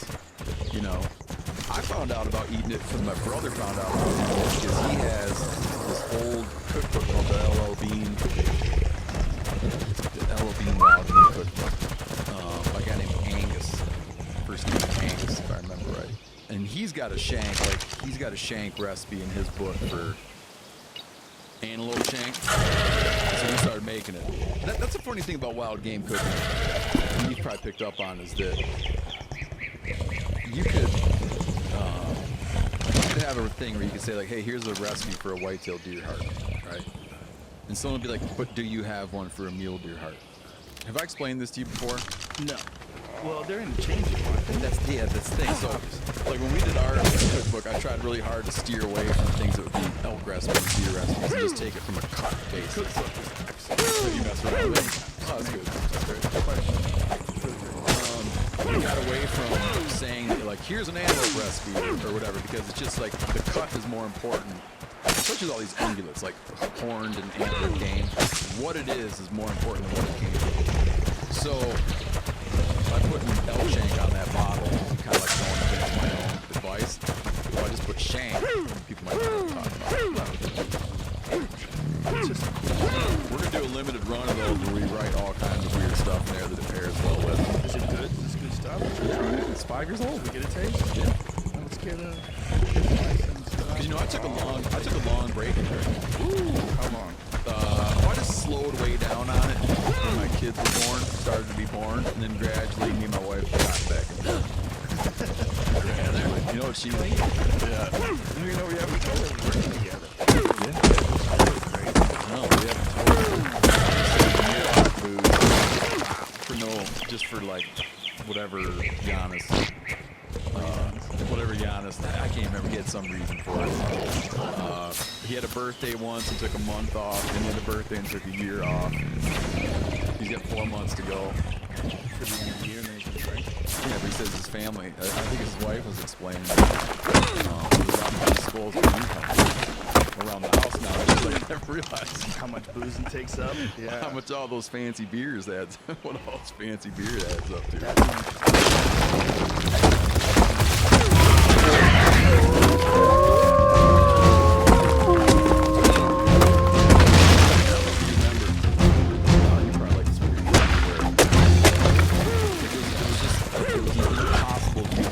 Leftover booze in your house. You know, because everybody drinks. Right. Yeah, like now, like such a pantry, we have like a little liquor section. Right. And you have like, oh, there's, you know. Yeah, I have a wine fridge. Yeah. But in the old days, you couldn't because you just drank it and it was gone. You know. Yeah. I want to interview you. I want to interview you. Do you ever tell your listeners about the comedy stuff you're working on, or do you like to keep a big secret? Yeah, I tell them something. I don't like to give up premises. You don't like to give up premises? I mean, punchlines. I'll say like the subject I'm working on. You don't give up subjects. Well, I want to engage you about a subject that we were texting about. Oh, about the missionary? Yeah, sure. I just don't understand. It's good. I know that you will. I know that you will have, knowing you and how good you are at what you do, I know you'll have done it, but I don't understand how you could have had a novel thought about the mission. Yes. Who got killed. Just to refresh people's memories, there's an island, East Sentinel. It's right by my fish shack, there's an island called Sentinel Island. Really? Yeah, no one lives on it. I think how many times have you ever been shot at? It's North Sentinel. Oh, it's North Sentinel Island. At my shack is East Sentinel. North Sentinel. You know it better, so you should tell people what it is. I want to go to your shack. I would love to have you there. Really? Let's next one, instead of a hunting trip, let's do a fishing trip. I would love to have you. So you're not interested in bringing your family? You can't take your family to a joke. Your kids like flipping over rock. Your kids like flipping rock. Rock flipping. She loves everything. Okay. She's really good. How young's the youngest? 9. Oh, yeah, perfect. But no, I want to get like I can't. I've thought about it, and I can't think. Not that I don't have faith in you. I just can't think of what the take would be. The problem is if I explained it, what the take is. I'll show it tonight. Tonight. No, I'm going tonight. I can't wait to go see. But I just wanted to. I'll explain off air. Okay. Yeah. Are you feeling good about the bit? Yeah. It's a fascinating subject. You know the guy, Commander Morris Vidal Portman? You know who that guy is? No. He was the pervert that traveled around from island to island, measuring guys and taking weird photos with them. Dressing them up with Roman soldiers. I read a big piece about this, which I actually sent to you to see if you'd read it too. Yeah, I'd read. You said you read everything about it. Yeah, I've read quite a few things about it because there was a guy on Twitter that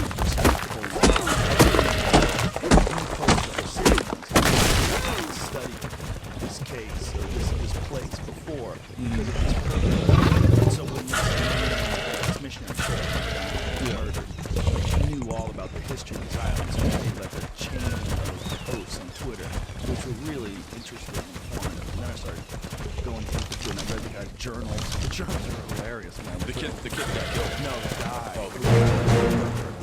The English pervert in the 1800s probably wrecked like that whole area because they had this idea of what white men are. Now these people don't have a written language. They just have stories. They probably still have stories of these white men who touch your dick and measure it. Yeah, so this is a guy, he was into, I just want to make sure I remember this right. He was into like skull morphology but with sexual organs.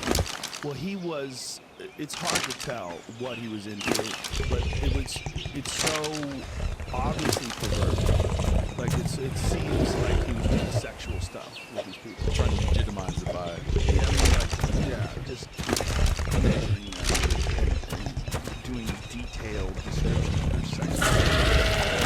Really into that. That seems very important. And he survived the island. I guess I was to go with my new Laird Hamilton turmeric coffee or the whiskey. Mix it up, back and forth. Yeah, it's really interesting. It's like soup. Yes, with coffee in it. It's very good for you too. Like I said that curry.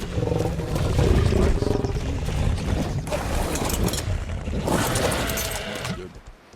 So I'll have to wait and see what your take on it is. Yeah. Are you? I'm almost done. Are you drawn to that? Are you drawn to that idea? I certainly am. Which idea? That you'd go and hang out and spend time with uncontacted people. Well, you've done it in what part of South America? Well, yeah, definitely not uncontacted, but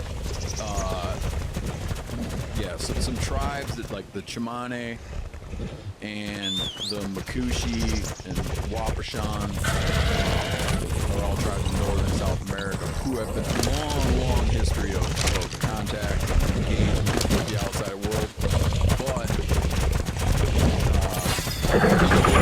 still very much hang out with individuals like that old who in their youth were very much like living a hunter-gatherer lifestyle with the native materials and also some Guyana and Bolivia. People that, people that still make native materials, people that grew up using canoes that were made like hand-dug dugouts, plant toxins to kill fish. Also other very modern stuff. Like one of these guys that I really appreciate hanging out with, he's got an email address. But I told you so before we got an email address, but he also told us about we interviewed him on our show, on our podcast, and he's telling me about how their peccaries, their white-lip peccaries, aren't around right now because there's a shaman in another village who's jealous of their village for being so prosperous and has locked their peccaries up inside of a mountain, and that they're training their own shaman to free the peccaries from the mountain. And you can shoot this dude an email. So, right?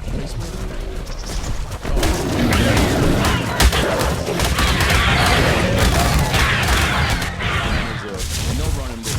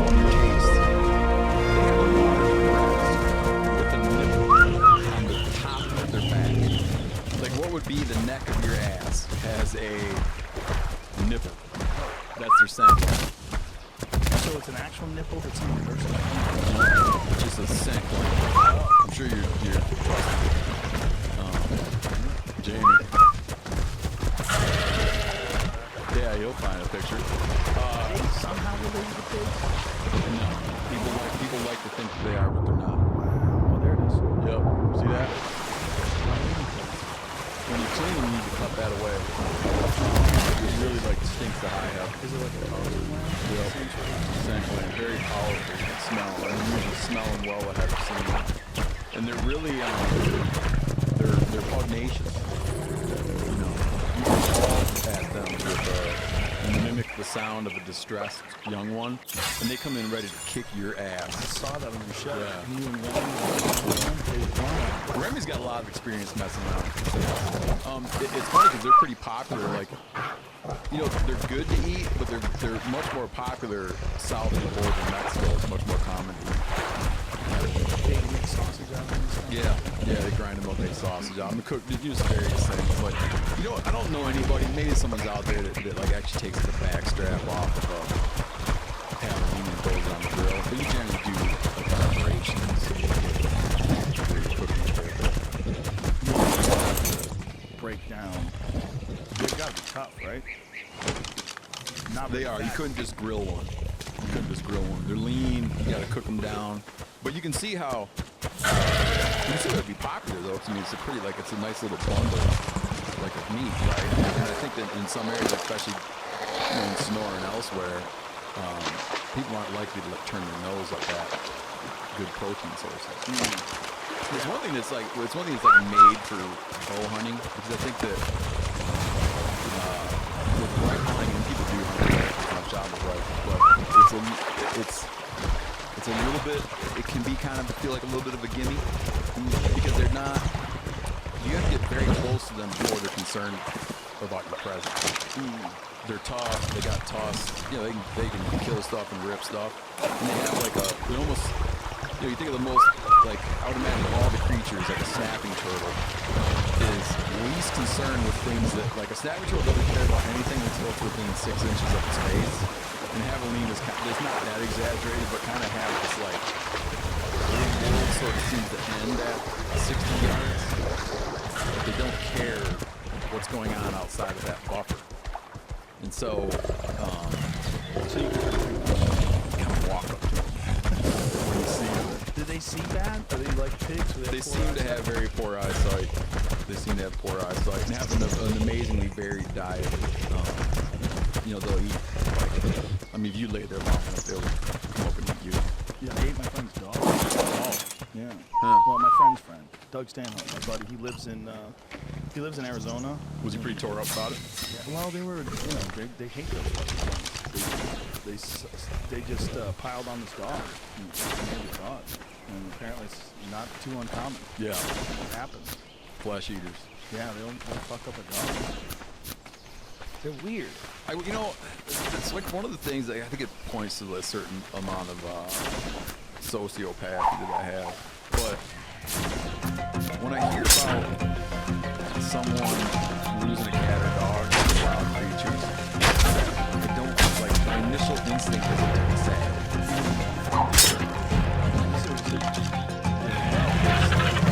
You kind of view, I have this view that, I have this view of that sort of like settlement and development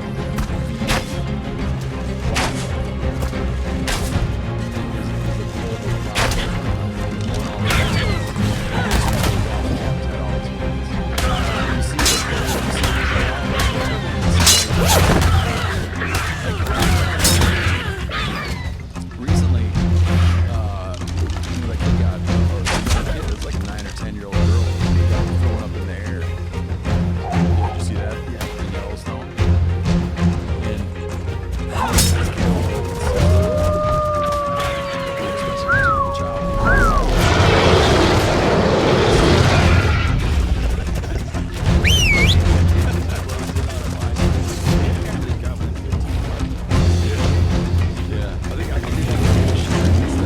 Yellowstone National Park, habituating wildlife since 1877. They do. It is weird.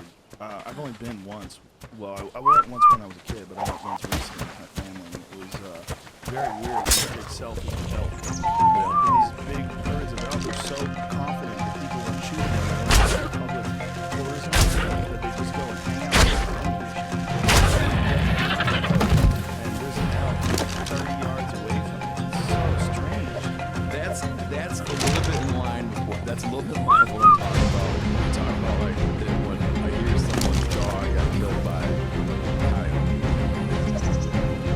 You know, I know like my brother has this little dog he just loves inseparably. If that dog got carried off by a great horned owl, and a healthy great horned owl could carry this dog off, I would feel real bad for him. So with that said, I do have the scenery kind of root, and I do feel sad when I see, like in a place like Yellowstone, this is where it gets a little bit weird.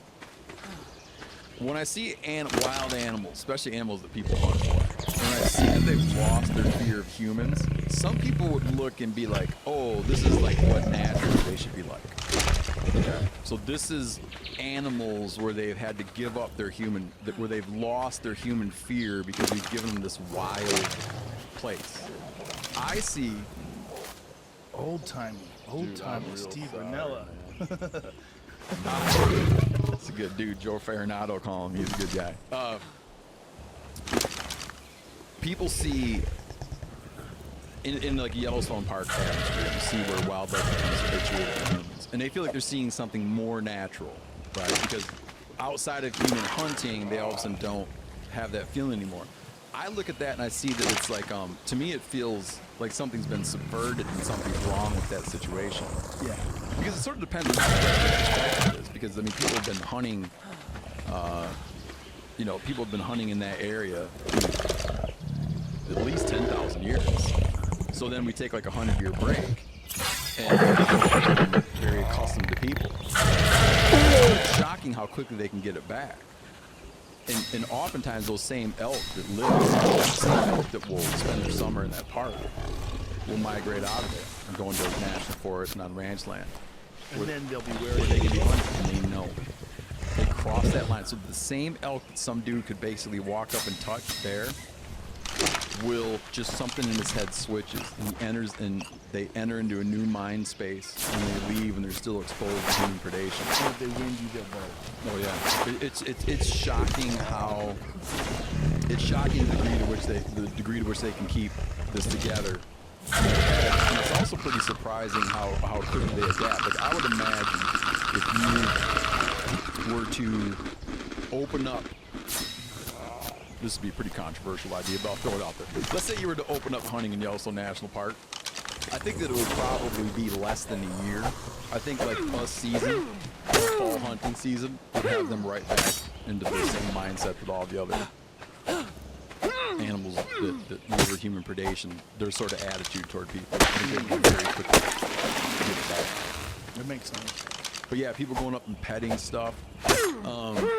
Again, like referring to Cal, his idea is that like people have gotten to where they confuse national parks with amusement parks, and they feel that the animals are like on rails. No, they're on tracks. Yeah, it is. And it's like they're programmed to do it. It's so wild. It's one thing that I've discovered over the last 7 years, thanks to you getting me is that most people have no idea what it's like to be around actual wildlife, to sneak up to them. Most people have no idea about their sense of smell, like to see an animal wind you and then just fucking bounce. To see that and to know it's superhuman ability. It's like impossible to imagine with the confines of your own biology what these animals can do. And when you're out amongst them, no cell phone service. It's just footprints and trekking your way through mountains. It's amazing. Yeah. I mean, it's not Yellowstone. What Yellowstone is, and what anything like that, and zoos is the worst thing, right? When we think of Yellowstone, people always tell me, like, because, you know, I run with them all the time. It's on my Instagram. It's like, everybody loves them. They're like, if you love dogs, how could you hunt animals? And I'm like, well, that's not. He's not an animal. He's a dog. He's a pet. He's a science project. An animal is a wolf. An animal is a deer. That's an animal. What a dog is They don't survive outside of us. If you don't take care of them, they won't know what to do. They'll hope that the dog catcher comes and gets them and somebody rescues them. They're not wild animals. It's not. It almost has less to do with how they're raised and more to do with their ancestors. Like their biology has changed. They've literally been bred to something different. They're a fucking science project. Yeah. And you see my dog, he's got floppy ears. He's a sweetheart. Everybody who meets him, he drops to his back and wants to rub his belly. He's just the sweetest dog in the world. That is not a dog. I mean, it's not an animal. There's not an animal like that would ever exist out in the wild. Because if he sees another dog, he's like, hello, hello, my friend. He's not like checking to see if he can rob him of his mates or kill his babies. Yeah, it's the result of a 20,000 or whatever year experimentation with the domestication of an animal. Yeah, so most people when they say they love animals, they don't even fucking know. They don't even know what they are. They see the caged animals at the zoo. They see the animals on a rope that they take to the dog park.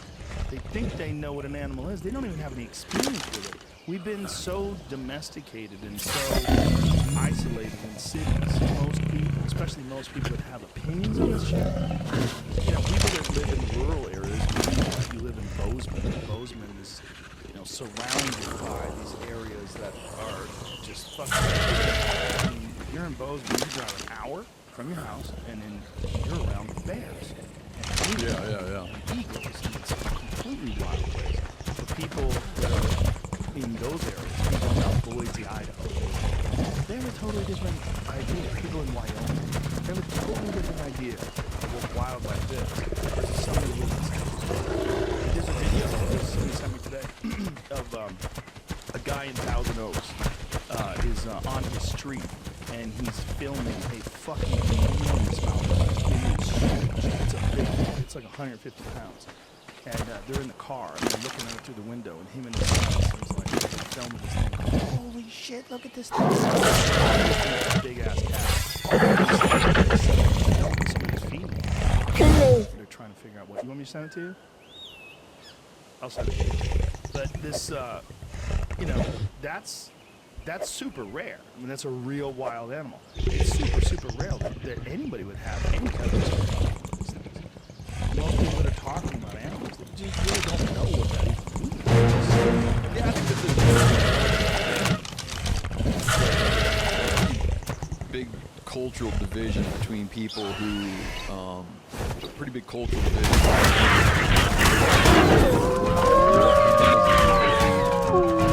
View them or think of them as very other. A friend of mine who's a biologist. Oh, there you go. Yeah. No, I'm sending you another one. I sent it to you. It's from Thousand Oaks. A friend of mine, though, that's a recent one. a buddy of mine who's a biologist with the Forest Service, a guy named Carl Malcolm, you might have heard on our show. He just sent me a paper that was about kids' attitudes to wildlife, and it was comparing people's attitude and knowledge of wildlife, kids, with urban and suburban attitudes about wildlife. And you can see the input of media when you look at this thing, because people who live in an urban or suburban environment, when they tell you the top of mind wildlife they know about, it's non-native stuff. Like lions? Yeah, they're likely to know, like, what's an animal, right? And an animal will be like, oh, it'd be like a giraffe, right? And people who have a more rural or remote viewpoint are much more likely to, like, when they think of wildlife, to think of things that they interact with, and not like the things that are on your mobile above your crib when you're a little baby. Right. And it sort of points at, and also there's a slight tendency, I gotta look at this more carefully, but there's a slight tendency to have negative feelings or think things are dangerous or bad the more urban you are in terms of native wildlife. The more recognized as like a negative or bad thing. And what they're pointing to is, again, I want to look at this much more carefully. Pardon me to the authors, if I'm messing this up, I was just looking at this morning.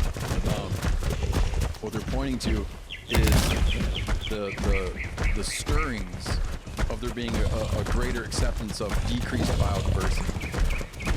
meaning that you're kind of like okay with the bad things having gone, and we're focused on like what are animals. Well, animals will be like the giraffe, the hippopotamus, the things that Disney tells you about, and not like possums and raccoons and cockroaches.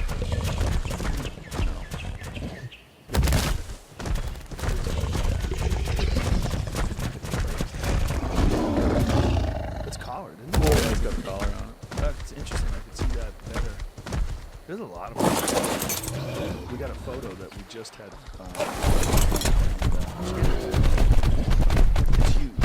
Of the big cat photograph in the Hollywood sign. Yeah. It looks like a stage. I mean, the cat is walking right there. Oh, it's that dude that sets up those famous. Yeah, it was in National Geographic. Yes. Yeah, Yeah. that's a good picture. Yeah, we got one. Come on, man. That's crazy. That is a goddamn crazy picture. It's a giant cat. Look at the thumbs. Yeah. Got that saggy stomach. But it bums me out looking at that collar. There was a conversation that you had on your podcast about It's our shooting a favorite deer. subject, yeah. About shooting a deer that's wearing a collar, and I'm with you. I'm with you 100%. I don't want to shoot a deer that's wearing a collar. I don't care if it's wild as fuck.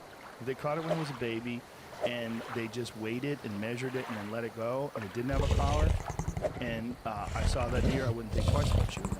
But if I saw it wearing a collar, I'm like, I'm out. Oh, totally. But there's a really funny thing, and you probably caught wind of this. Is that it's a big deal. Yeah, to shoot a duck with a band on it, everybody knows it's cool as shit. Like I know that. Everybody wants to shoot a banded. Most people listening to this don't know that. It's cool as shit if you get a banded duck. Why is that? Well, it's a little bit social science because long ago, like we used to not understand. This is kind of a little bit tricky to explain.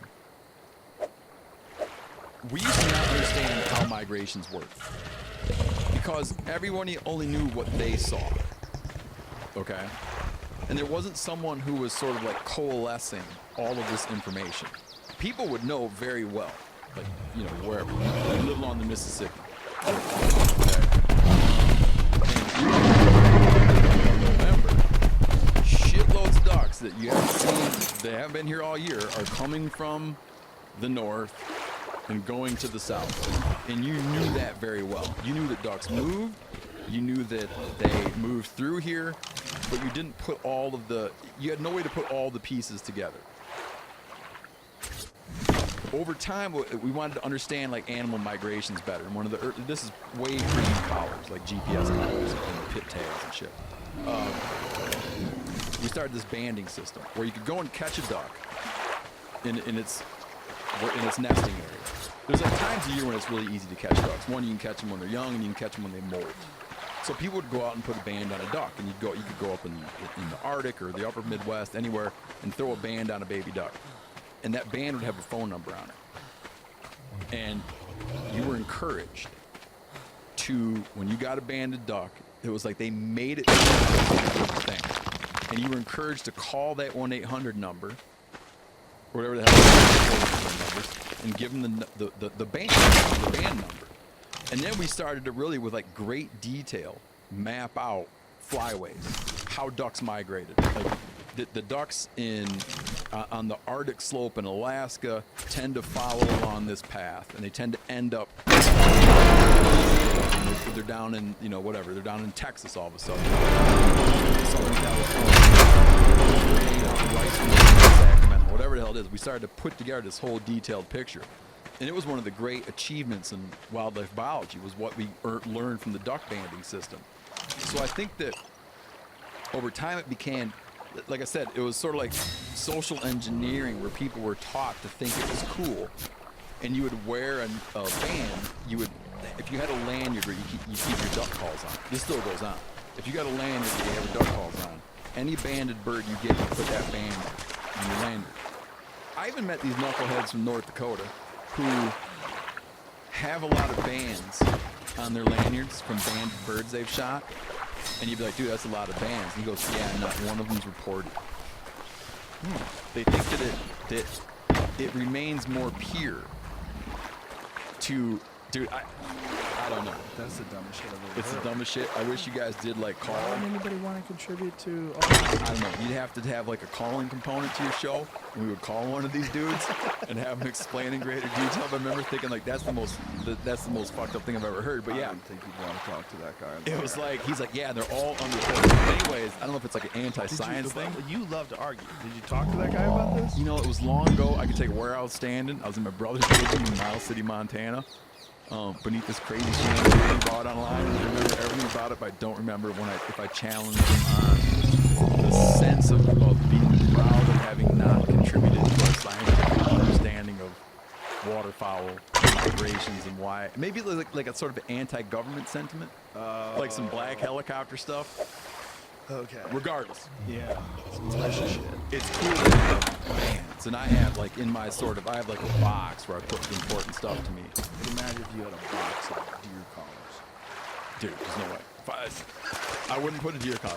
That's what I'm getting at. Is like those are cool, but collars are not. And we had a friend. There's a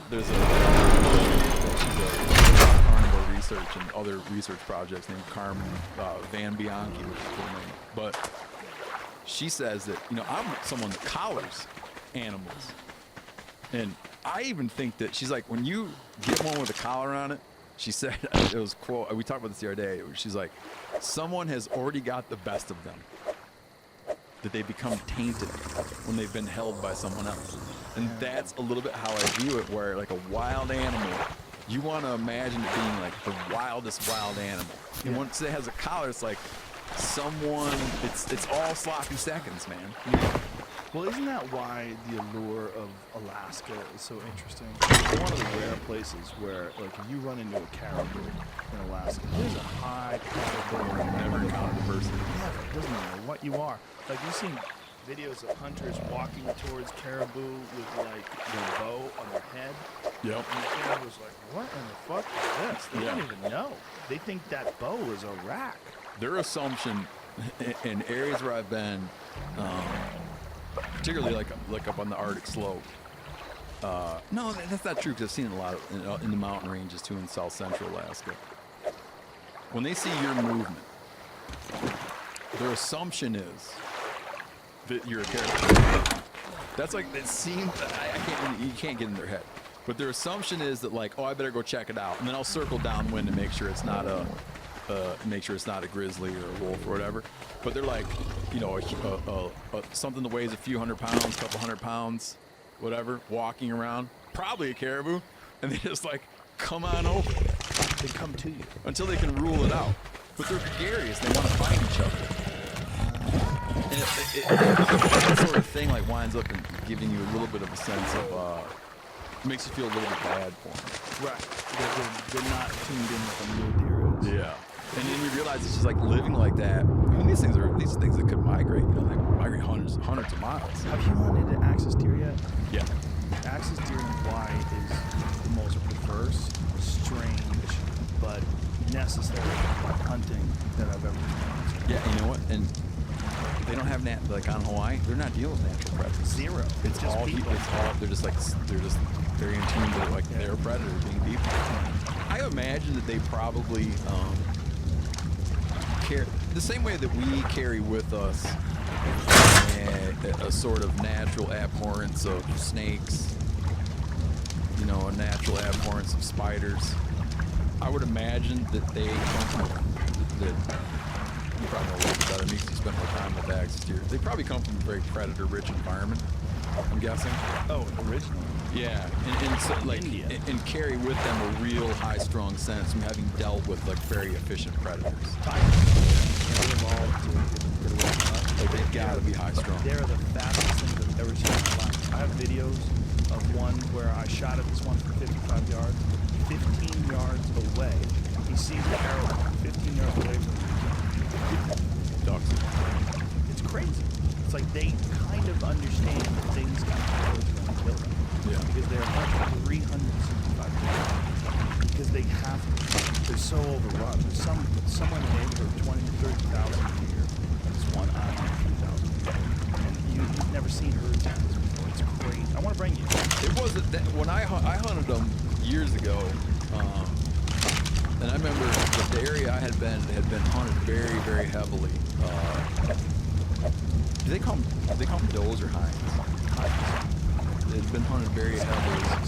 And my God, was from my very limited perspective, just a small set of experiences that happened over a couple of days, it seemed like the pressure on the males was extraordinary. Where it seemed like we would see 100 per stag. I don't know if that's common there or not. No, it's not. It's almost I remember being like very surprised by that. It's almost 50-50 in these areas. You know, in Lanai and apparently the same thing in Maui. There's so many. Maui has a whole eradication sort of program underway. Which is controversial, right? Very controversial. But they're also selling. They're selling venison sticks and venison jerky, and there's companies that are establishing these. They're establishing these conservation efforts where they're going out and they're shooting X amount per year, like 6,000 per year, which is like the weekly count. Yeah. Is the goal eradication or is the goal just to limit? Limit them, but they eradicated them from the big island. Somebody had put them in the big island. Somebody had taken them from the big island, and they had spent. Stop me if we spoke about this. There's kind of an interesting perspective that someone gave me about Hawaii, where we have this, Hawaii just dominates. Okay. I might be wrong about some of these, but I don't think I'm breadfruit, coconut, all these, all the major fruiting trees are non-native. And so much of the wildlife is non-native. I mean, they have like surprising shit. They have wild turkeys, wild cattle, pigs, axis deer. I think there's like black buck antelope running around. Wild horses, chuckers, pheasants. Just they hunt horses. Yeah. I was talking to a guy one time that snares cattle. I don't know if he does it illegally or not. He snares cattle. My mom's, I guess I would call it, technically he'd be my stepfather, but it feels funny.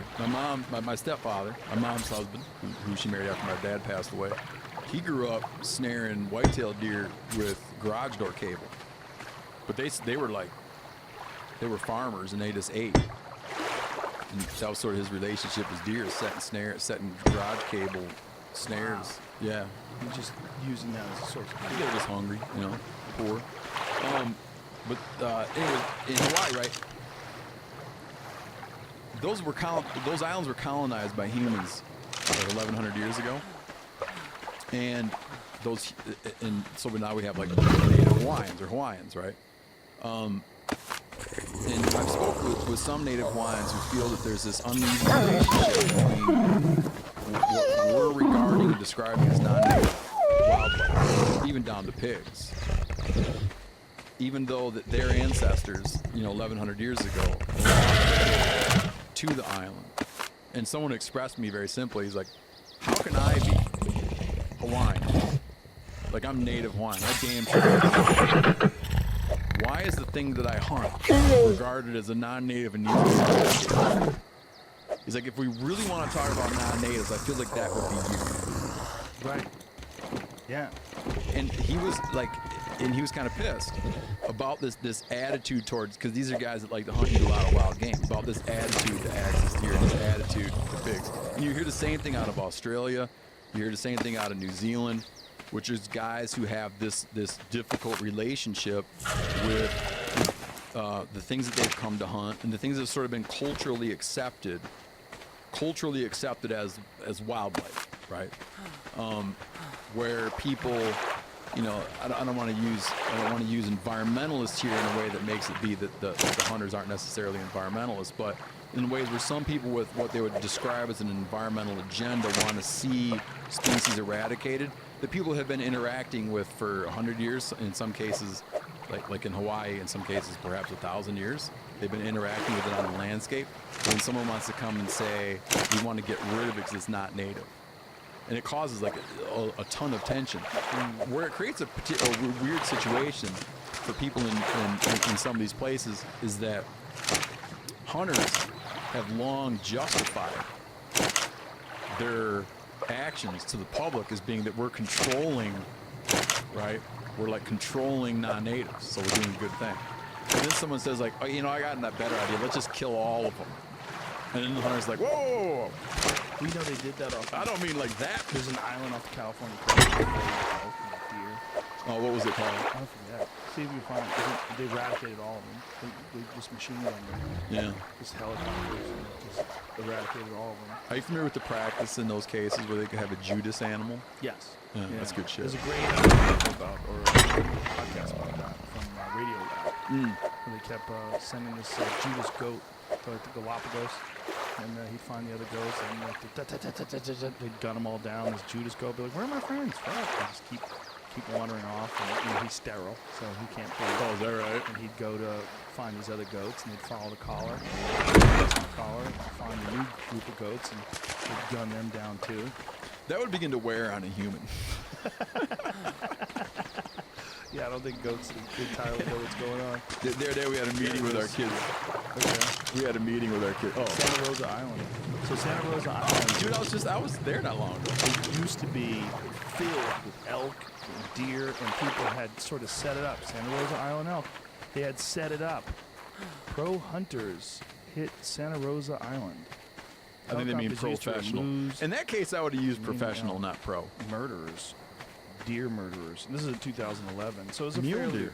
fairly recent thing where they eradicated all these animals. Yeah, I just not long ago fished off there. It's supposed to be amazing fishing. They have the greatest mako shark fishing in the world, which is here's a weird one. Shark fishing, all of a sudden you're an asshole. It used to be with Jaws, like you caught a shark. Hey, good, get that fucking thing out of here. They're gonna kill people. Yeah. Now it's like, you monster, shark fin soup. Don't you care about that? Don't you know there's global warming? Like everything is conflated. It's all like piled on together. Like, what are you doing with a shark? You used to be able to buy mako shark in a restaurant. Oh, you still see it, but Yeah. there is. I saw a thresher shark the other day on a menu. I did a magazine story about this long ago. It was right when I got out of school, and it was the first like assignment I had to go write an article. And I was writing it for Outside Magazine, and this is 19 years ago, man. And there's a thing called Mako Madness, and there was this thing in Montauk. You know what's funny about doing this? This is in 2000, and I got sent out there and had never ever been to New York. I didn't even go into the city. I just flew into wherever the hell I flew into, and got a car, and stupidly took a cab to. I didn't understand I was just very young. I didn't understand. Like I took a cab from like the airport out to Montauk. Yeah. How much did that cost? I don't remember. I remember like when I had to turn in my expenses. People were like, oh, what? And I'm like, I didn't know. But anyways, it was funny because I remember driving along and seeing it was like the summer before, and seeing the Twin, it was like a year before, and seeing the Twin Towers, you know? Oh, yeah. And it was like my first ever view, and I never saw that place again. I never saw it again until after. But there's this thing called Mako Madness, and it was like a shark tournament. And traditionally, it had been like a contest to get the biggest shark, and they would bet money on it. And there was like the general registration fee. So all these captains who had charter boats would join Mako Madness, and they would book clients on their boats for Mako Madness. And when you had to pay some amount of money to, this probably still goes on, you had to pay some amount of money to register your boat to be in the contest. But the real money was in all these side bets called Calcuttas. And so there was enough side betting going on all the various captains that the biggest Mako could win $100,000, couple $100,000 to catch the biggest Mako. But the fatal flaw in this tournament, from a public perception standpoint, would be that there was a category for just biggest shark, and there was a category for like biggest Mako. So people going out like at a time, this is when shark populations were still, you know, and globally they're still on a decline, but there was still a lot of shark bycatch from swordfish, long lining, and other things, and people were getting very worried about shark stocks and shark numbers. And at one time, Mako Madness, there was a lot more Makos, like people would register Makos, but there had been some years where Mako Madness had no Makos. People weren't bringing in a Mako. So everyone would go out and just make damn sure that, like, I don't want to come back empty. So they would catch a blue shark more than ever. Because if no one caught a mako, you still might get biggest shark from catching a blue shark. And at the end of this thing, man, they had dumpsters. They were not dumpsters. They filled a dumpster with blue shark. And no one would eat. No. Go into a dumpster. You can eat these. Yeah. Well, you can't. They're high in urea and just, you know. It's like everything else. Like, yes, you can. So mako is the most edible? Mako, thresher. Can you eat a great white? You know what's funny about great whites is there's a writer I love, and he does all these fisheries guidebooks named Vic Dunaway. I don't know if he's dead or alive, but I got all of his books. He's got like Gulf Coast, Pacific Ocean, Atlantic Coast. He does these books like it's like all the fish that you're likely to catch, kind of like how to catch them. And then what I like about it, he's got like a food quality section, and his food quality sections are really funny. And like the highest praise is he can give something like excellent or one of the best, right? So if you look up snook, it'll be like one of the best. His headline for I looked in Great White Shark, it says don't even ask. But people feel that they'd be good because salmon shark are good. They used to call them poor beagles. Like salmon shark have a very good reputation, and makos have a good reputation, and threshers have market value. And there's other sharks in other areas that have market value, but those ones are ones that are popular table fare. The assumption is that great white sharks would probably be good. There must be somebody's eating one. Oh, I'm sure there's plenty of people that have eaten them. But at this Mako Madness thing, I can't remember the point I was getting at. What the hell was I driving at by talking about Mako Madness? Oh, in this article, I got into like the history of where like shark hunting and killing sharks came from. You're familiar with Jaws, right? Mm-hmm. Well, sort of the shark fisherman character in Jaws is based on this like very real dude, Frank Mundus. And Frank Mundus used to fish out of Montauk. And at a time, Montauk was this premier destination for people catching swordfish and big bluefin tuna. And as those big pelagic fisheries had collapsed from overfishing in the 70s, Frank Mundus, he'd go out and he'd just go out and find he'd go out famously, he'd go out and find a beached whale, or not a beached whale, but a floating dead whale. And he'd anchor up on that whale and catch big ass great whites. And then come in and hang the bloody carcass up on the docks. And he made necklaces with tooth sharks and shit. And he became like the monster man or something, or the monster hunter, and started booking all these crazy trips where tourists would come and be like, holy shit, I want to go kill a big monster. And he's credited with having created this like culture of like going out and getting, is that him? That's Frank Mundus. Let me see that picture upper left. Dude. So there he is. He kind of like built this idea of like shark hunting and Does he have like a shark bite in his forearm. Go back to that. That'd be interesting if Frank Mundus did. Forearm. Something took a bite out of that motherfucker. Yeah, so he's got the necklace, the dead shark, and Frank Mundus kind of like spawned this sort of thing where you'd want to go out and catch a big shark and hang it up and then throw it in a dumpster. And people look at when people look at that history, they look at it being as like it's like in some ways Mundus and shark hunting was symptomatic of declining fisheries. Look at that picture of him and the dude from the movie. They're so similar. Look at that black and white color next to each other. Look at that. Oh yeah. What's that guy's name? The guy in the movie. Can't remember. That guy was fucking awesome. What a great scene. You know Mo Fallon? Yeah. That's still his favorite movie, I think. It's a great movie. Dude, he loves Jaws. It's a great movie. It's interesting that the narrative... He could next time you see him, have him convince you that Jaws is the greatest movie ever. It's a great movie. It's a great movie. Richard Dreyfuss, I mean, come on. The narrative of shark's fin soup and sharks being, something that we need to protect, that sort of... It's a new thing. It's only existed over the last decade or so. I think so. Yeah, it used to be if you caught a shark, like good for you. You keeping it from killing someone who's swimming or someone who's surfing. The idea of shark's fin soup and its allure was driven home to me one time when we were in Berkeley, and we were at a boat launch. We'd come off fishing, and we'd been out fishing for leopard sharks. Remember The Life Aquatic? Mm-hmm. That's a good movie. Yeah. Do you like his stuff or no? Bill Murray? Love him. No, I mean like the director Anderson, Wes Anderson. Oh, what has he done besides that? Fucking Royal Tenenbaums. Oh, okay. Yeah, I like that. Yeah. I think his masterpiece is The Life Aquatic. But in there they got the famous shark, and there's the jaguar shark, which is a good idea for a shark. I don't think it exists, but there are leopard sharks. And we were fishing for leopard sharks, and we came back to the boat launch, and there's a dumpster there. and everybody cleans their fish and throws the fish guts in the dumpster. And I remember there was a gentleman digging through the dumpster, getting out leopard shark fins and heads and stuff. And I took pity on him.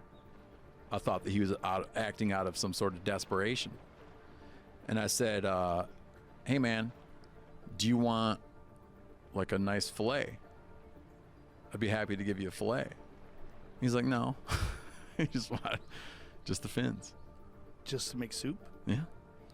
Yeah. Have you ever had it? No. I've had it. Shark fin soup? Yeah. Did you enjoy it? It was weird. It was weird. It was like, it's okay.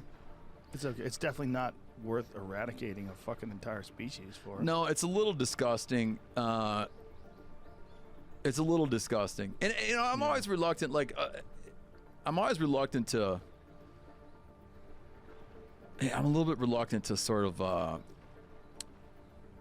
oversimplify things around harvest and animals and stuff, because I think people can take it too far. But if you've seen footage of people cutting fins and dumping the sharks in the water and kicking the sharks off the deck into the water, it's dark. And I think but it speaks to something. I think that seeing like live finless sharks going into the water speaks to something about just your level of care. Do you know what I mean? Like, whether you view something as sacred or not, it's hard to see that the individual engaging in that is viewing it as sacred. And there's like, you know, there's a lot of stories about even like swordfish captains, you know, burning blue sharks and stuff in effigy because they lose so much of their swordfish catch the blue sharks. But to see people kicking them off, it speaks to something about animal suffering. It speaks to something about like, what is that person's view of the resource? Like, to what, how do they respect it? But it also just speaks to like a general thing where you don't like to see things wasted. Yeah. And my understanding about like one of the things that slowed in U.S. waters, one of the things that slowed finning was just, you used to be able to go out and you could fill your hold full of just shark parts. If you were a fishing captain, you could just be like, oh, I'm just gonna keep the fins. And eventually they made it, I'm sure someone will correct me if I'm wrong here. I don't think I am. They eventually made it that whatever you have for shark materials in your boat on a commercial operation, only a certain percentage can be comprised of fins. And since when you're on a commercial vessel, your hold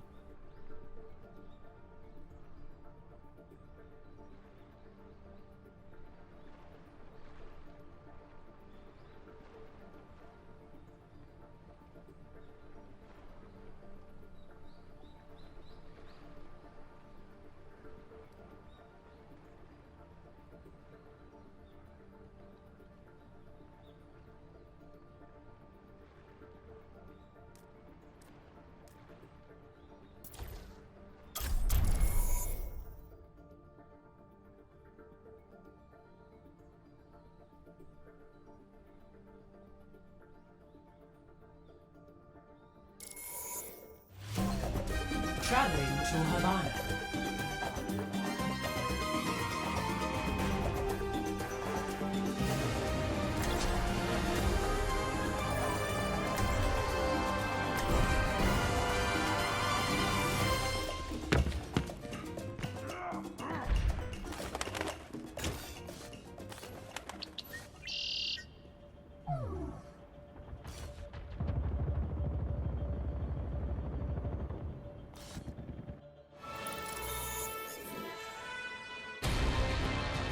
Now arriving at Lijiang Tower.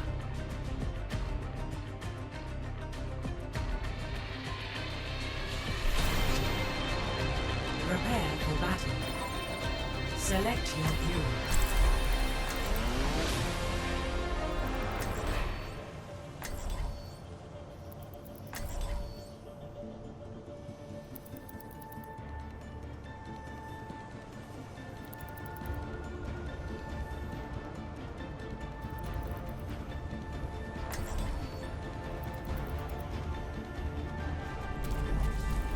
There is no obligation for the universe to make sense to you. This will restore you.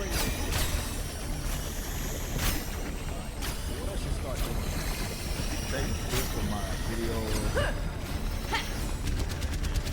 streams when I mention something and it turns out to be right. Go ahead and comment.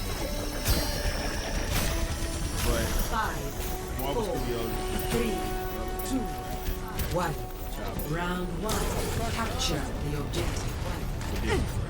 Right. Gotta say it.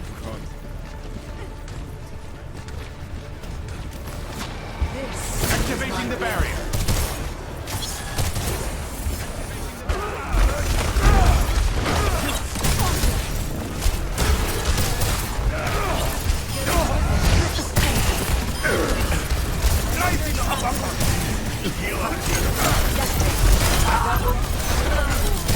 Not to be accidental, but I believe that one can call this fire.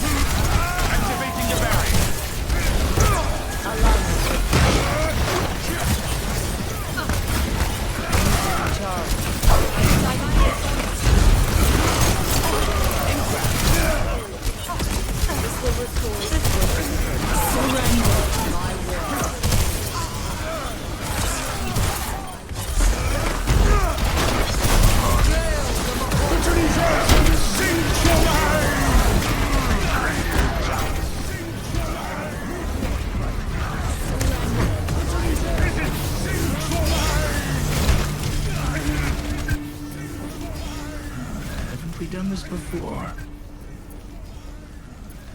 Everyone heal. وريهم قوتك.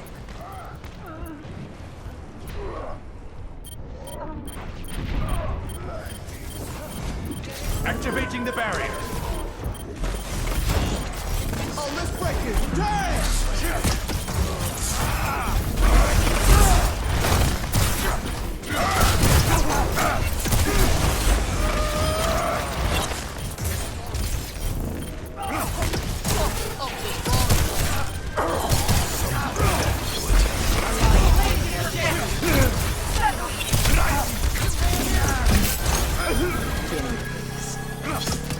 Retrieving the barrier.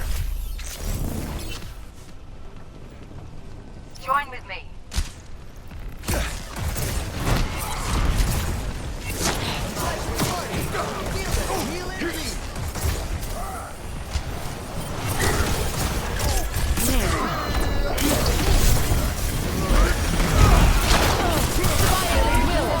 Tactical visor activated.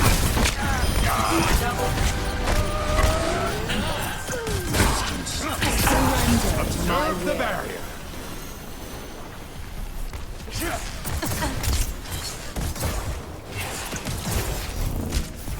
Back to me.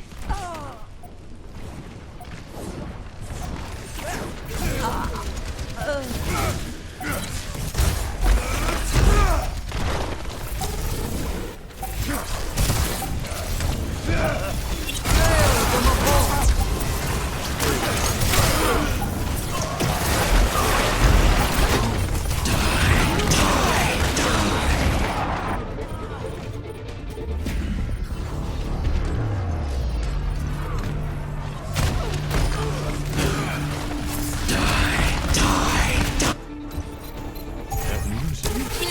It's playing again. Retrieving the barrier. Enemy contact.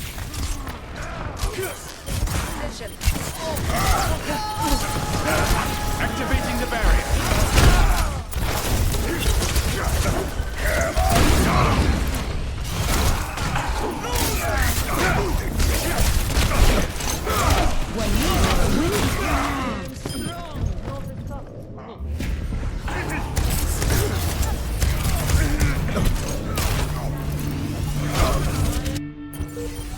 That music.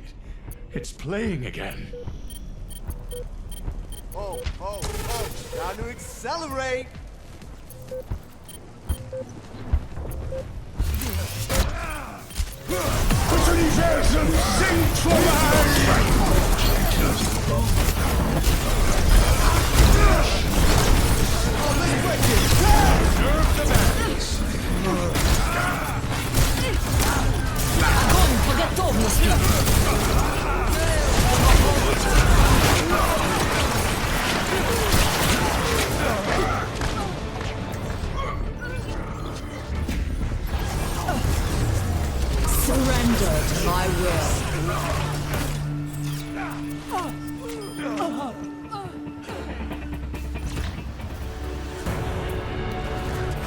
Score 0-1.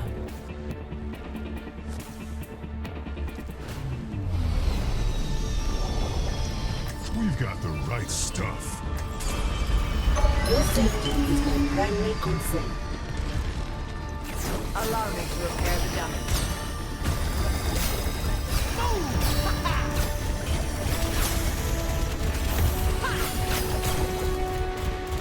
Let's group up here. Group up. 5, 4, 3, 2, 1. Round 2. Capture the objective.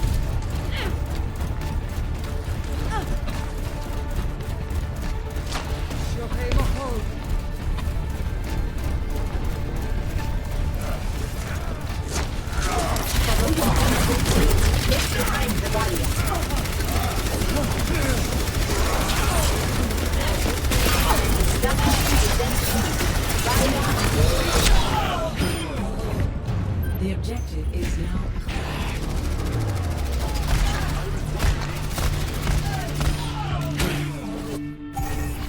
I still have a job to do.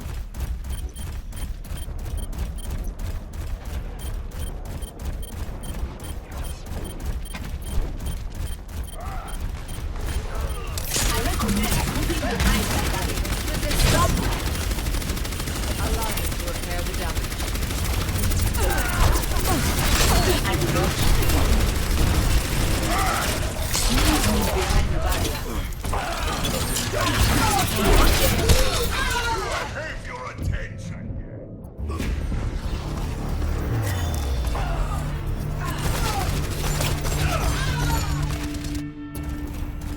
I am not ready to be deactivated. At your service.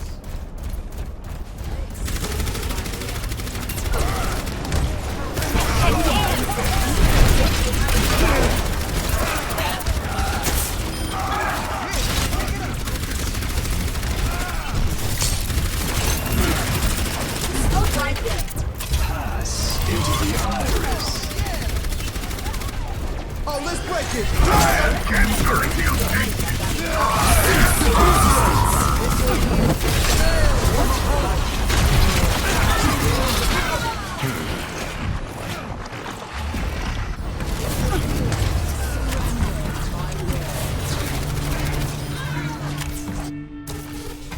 System restart initialized.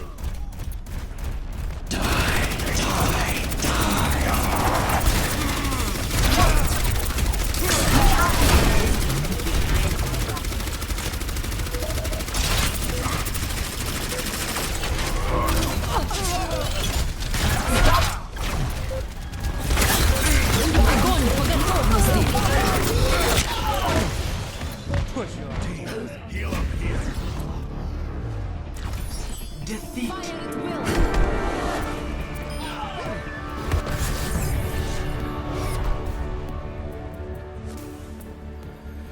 Play of the game.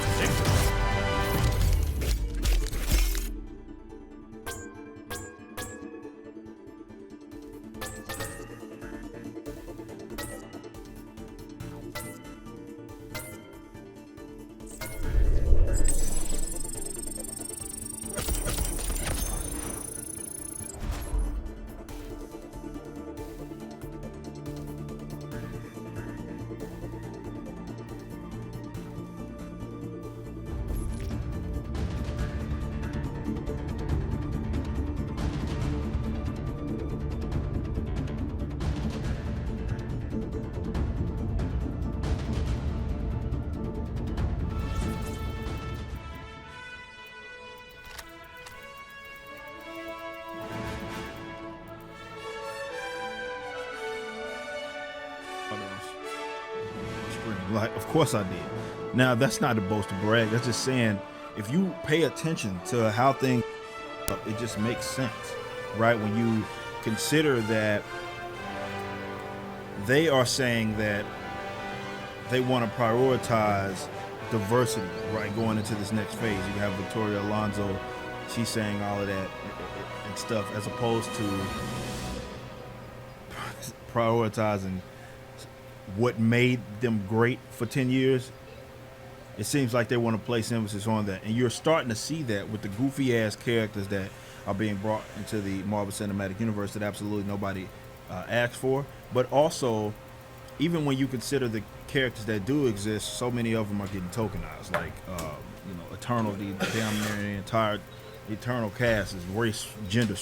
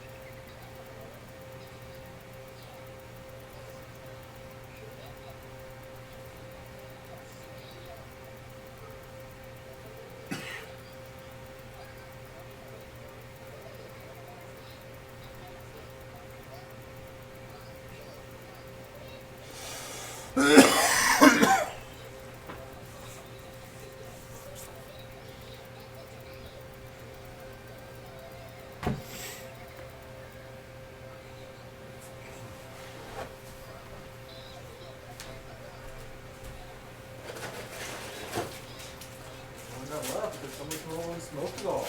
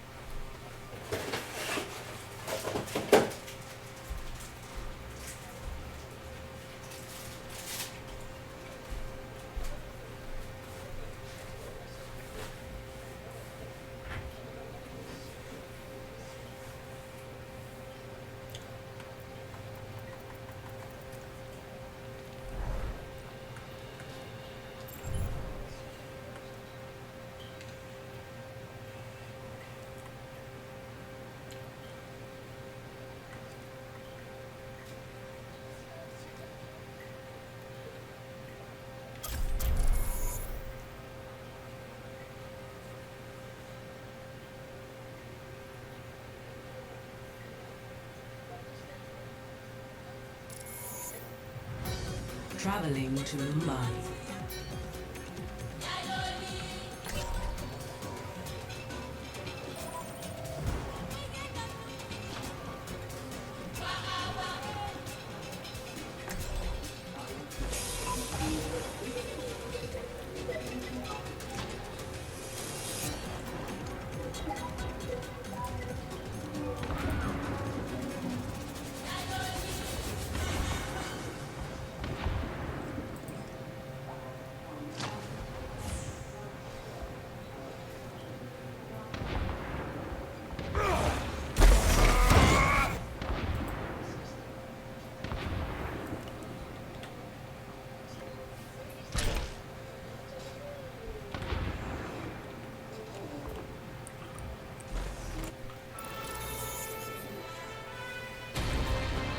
Now entering King's Row.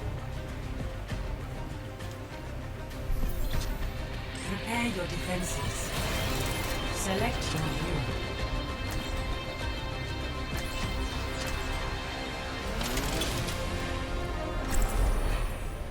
What's up, guys?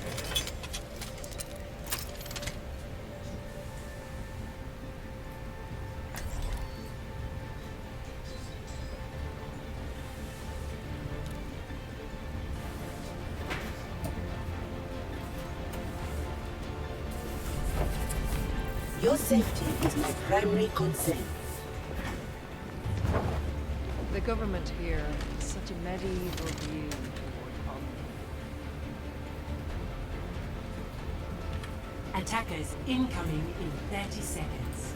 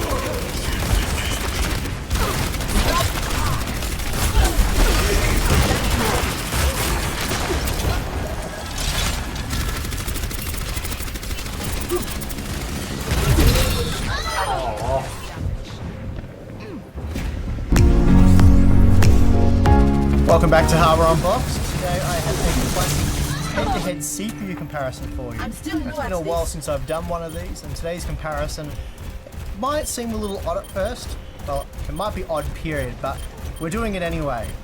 Before that, today's video sponsor is Deepcool and their amazing anti-leak technology featured in the new Captain 240 Pro.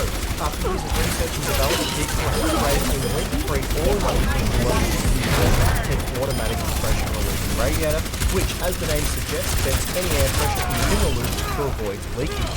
For more information, recently when I put my top 5 best desktop CPUs together, I noticed that quite a few of you have access to cheap Ryzen processors, and by quite a few of you I mean those that live in places such as the US and Europe, not Australia, had access to really cheap first-gen Ryzen processors. Standard Ryzen 7 quite incredible. The 8-core 16-thread processor was selling for $100. Major retailers such as Amazon and Newegg, and yeah, just an incredible deal that, and it meant you could either get the R7 1700 or the R5 2600. That said, for those of you buying new, my primary choice in this price range was actually the Ryzen 5 2600X, as it is only $20 more, at least at the time making that video. It's a non-X model and comes with a much better feeling right now, more aggressive out of the box. So I felt the small price premium really was worth it. However, since making that video, quite a few of you have asked me if the Ryzen 7 1700 was worth buying over the 2600X. And naturally, you do get 2 extra cores, and well, that's pretty good. The downside, though, being that you miss out on any of those Zen Plus optimizations, and they do make the second-gen parts a little more responsive, a bit snappier, if you will. For productivity workloads that require many cores, the R7-1700 is a more obvious choice. The clock speed disadvantage and higher memory latency are generally overcome by a 33% increase in cores. That said, if your workload doesn't require 8 cores, then the 2600X will be faster. Then, for those of you who are prioritizing gaming, which I feel is probably most of our audience, which CPU is better? Well, based on our day one coverage, we have to go with the 2600X. But a year later, has anything changed? Are today's games more demanding? Well, that's what we're doing. Yeah. For all the testing, I've used the GeForce RTX 2080 Ti to help minimise the GPU bottleneck. But before some of you groan about how using such an extreme GPU is unrealistic and whatnot, please note all the testing takes place at 1080p, 1440p and 4K. So the 4K results will be comparable to, say, 1080p with a mid-range graphics card. Moreover, those of you using lower quality settings with a lesser graphics card will actually see frame rates. Since the integrated memory controller of the second-gen Ryzen processors is much improved, I didn't hamper the 2600X when it came to memory. Instead, I paired the 16GB DDR4 3400 cell system memory. The R7-1700, on the other hand, that was limited to DDR4 2933 memory. By limited, I mean it actually worked with faster memory. It simply didn't boot up. But again, I did use a 16GB chip. This time they were slightly higher than the old. Both CPUs were tested on the Gigabyte X470 Aorus Gaming 7 Wi-Fi with the standard box coolers. Please note, I'm not looking into overclocking. If you're interested in that, then you can find those results in our day one review. The margins won't really change. I'm also going to be focusing mostly on gaming. There'll be a couple of application gaps at the end of the video, but again, the application performance won't really change since our day one review, so there's really no point going over all that again. So the focus will be on gaming, namely new games. So let's get into the benchmarks. First up we have Vermintide 2, and this is a good example of a title that isn't particularly CPU intensive, at least not when comparing 6 and 8 core processors. Basically we're seeing identical performance out of the 1700 and 2600X despite what looks to be CPU bound performance at 1080p with the RTX 2080 Ti. Still not much to report here, so let's move on to Assassin's Creed Odyssey. Okay, so the results here are a little more interesting. The Ryzen 7 1700 is seeing limiting performance at 1080p, quite heavily in fact when looking at the 1% low result. Here the 2600X was offering 26% more performance, keeping frame rates above 60 FPS at all times.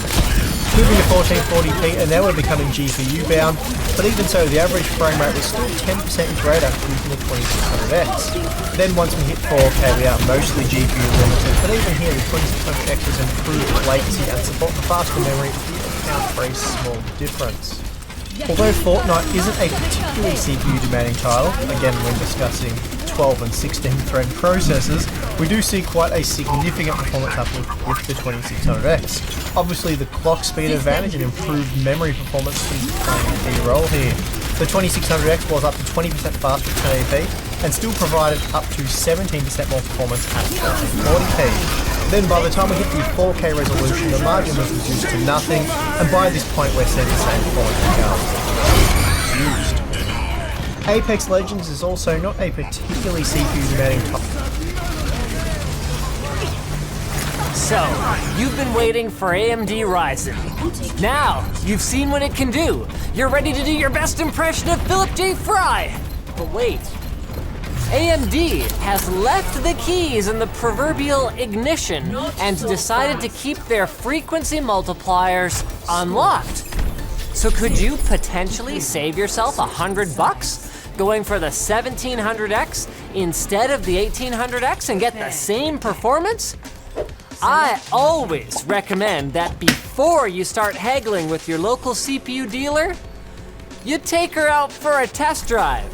So let's do that then, shall we? Welcome to our AMD Ryzen 7 overclocking guide.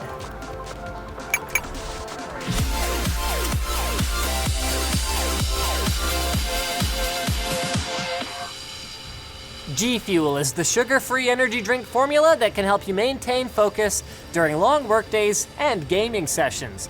use offer code Linus to save 40% for a limited time. So, since we don't have to spend extra on a special unlocked CPU to enable overclocking, we can use any motherboard with an AMD X370 or B350 chipset, like our X370-based Asus Crosshair 6. Cool! But what CPU should we buy? Well, AMD's own guidance indicates that non-X chips aren't expected to overclock as well. So the logical course of action appears to be to just crank up the clocks on a 1700X and save ourselves a C note. But is it really going to be that easy? In theory, yes, but it's complicated by the fact that Ryzen doesn't give you very much control. While you do have dead simple access to change the multiplier and the base clock, the means by which the clock speed or frequency of a CPU is derived, both in the BIOS and in AMD's Ryzen Master software, you can't simultaneously enable AMD's automatic turbo functionality, Precision Boost. Ryzen immediately locks to the clock speed and voltage that you set, meaning that if you want to actually match the potential of an 1800X, your 1700X will have to be able to do up to 4.1 gigahertz all day long. Not an easy task, considering even the 1800X will only hit 4.1 with XFR under certain workloads out of the box. So let's get down to it then and see if our 1700X has what it takes. Using our usual Ryzen bench and a 1080 Ti, we'll venture first into the BIOS for the greatest degree of control. Simply by setting the multiplier to 40 and the V-core voltage to 1.375, we managed a stable overclock of 4 GHz over the 1700X's stock 3.4 GHz base frequency. Not bad for a CPU that's only supposed to boost to 3.9 using XFR. Sadly though, we couldn't push any further, even if we cranked the voltage to AMD's recommended maximum of 1.45 volts. We're not sure why this is exactly, but even when we dove into more advanced base clock overclocking, we were only able to eke out an extra 100 megahertz on the CPU. Not really worth the time or effort. The same was true of our 1800X, which tells us that at least for our chips, the limiting factor may be elsewhere. Armed with this knowledge, we now know the relevant voltages and frequencies we need in order to perform an overclock. First, the CPU multiplier, shown in our BIOS as CPU core ratio. This works in increments of 0.25 and by default ranges from 22 to 63.75. You'll generally want to ignore custom CPU core ratio, but if you do use it, you'll be greeted by a multiplier called FID and a divider called DID, which go from 16 to 255 and 8 to 48 respectively. To be clear, the only reason you would want this kind of control is if you were base clock overclocking. So you can access it with AI Overclock Tuner, but quite frankly, we don't really recommend it because it adjusts other sensitive system frequencies, like PCI Express, for no real-world performance benefit.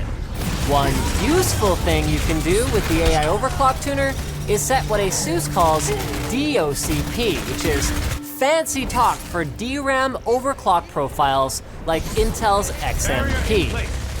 Now in the future, you'll be able to use this to set your high-speed RAM to the correct frequency and timings automatically, which is key because Ryzen really does seem to perform better the higher you can crank the memory speed and the lower you can get the timings. But bear in mind that most RAM right now is tuned for Intel platforms, so you'll need to shop for special memory to be able to take advantage of this, and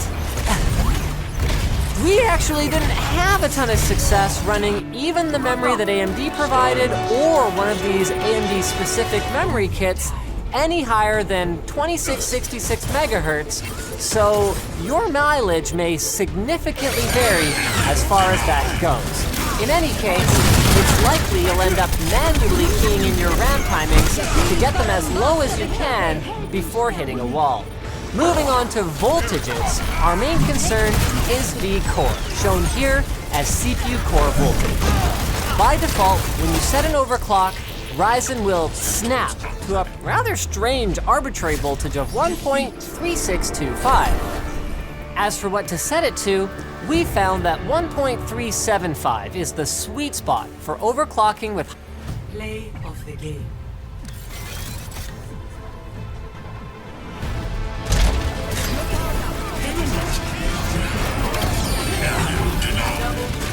Guys, this is it.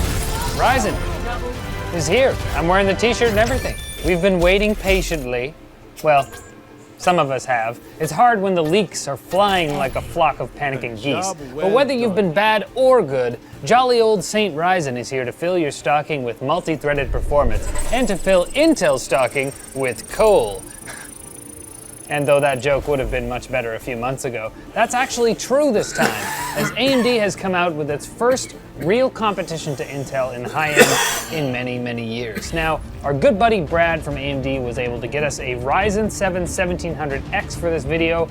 Thank you so much, Brad, you're the best. It's not the flagship 1800X, but it's a step up from the 1700, and as you'll see when we get to the benchmarks, there's certainly a case to be made for its greatness. But enough preamble, to the intro.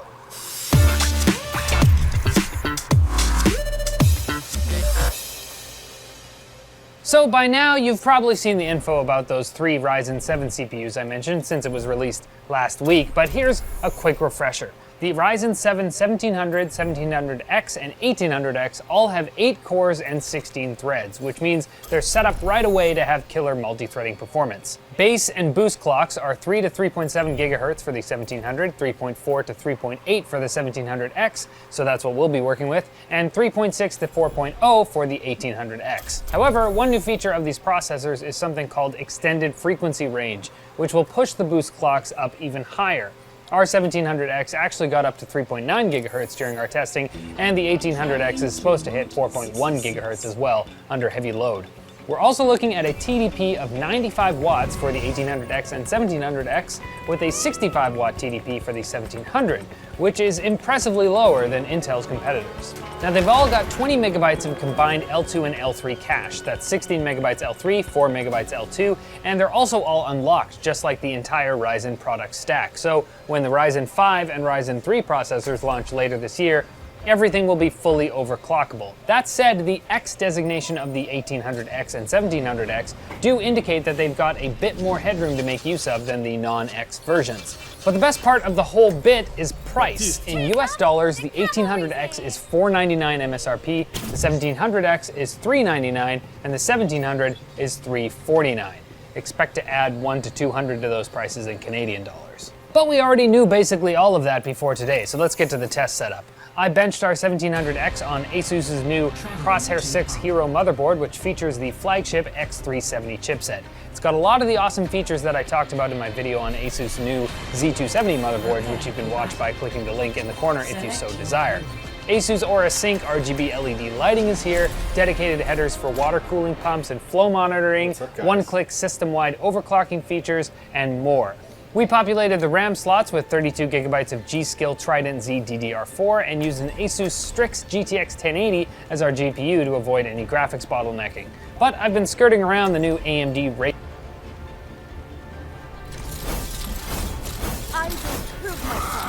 Welcome to another episode of How To here on Linus Tech Tips. Today we're going to be doing our first How To Basics video, where we show you how to install a graphics card into your computer. A lot of newer system builders and computer novices can get a little bit nervous when installing a GPU, since it can be one of the more expensive parts of your PC. But don't worry, the process is actually quite straightforward as long as you keep a few points in mind. Round 1. Capture.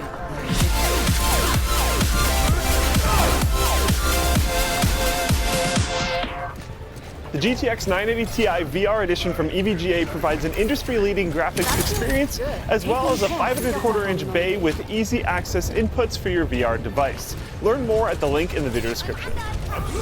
Before you do anything, it is vital to make sure that your parts are compatible in terms of both size and power. Make sure that your case is large enough to accommodate your graphics card, particularly if you're going with a higher-end model, and that you have a power supply that has both the right connections and can put out enough watts. Virtually all graphics cards these days use a 6-pin or 6+2-pin PCI Express power connector, which looks like this. Some cards might only have one connector, while others will have 2 or even more. So verify that your PSU has the right cables before you pull the trigger.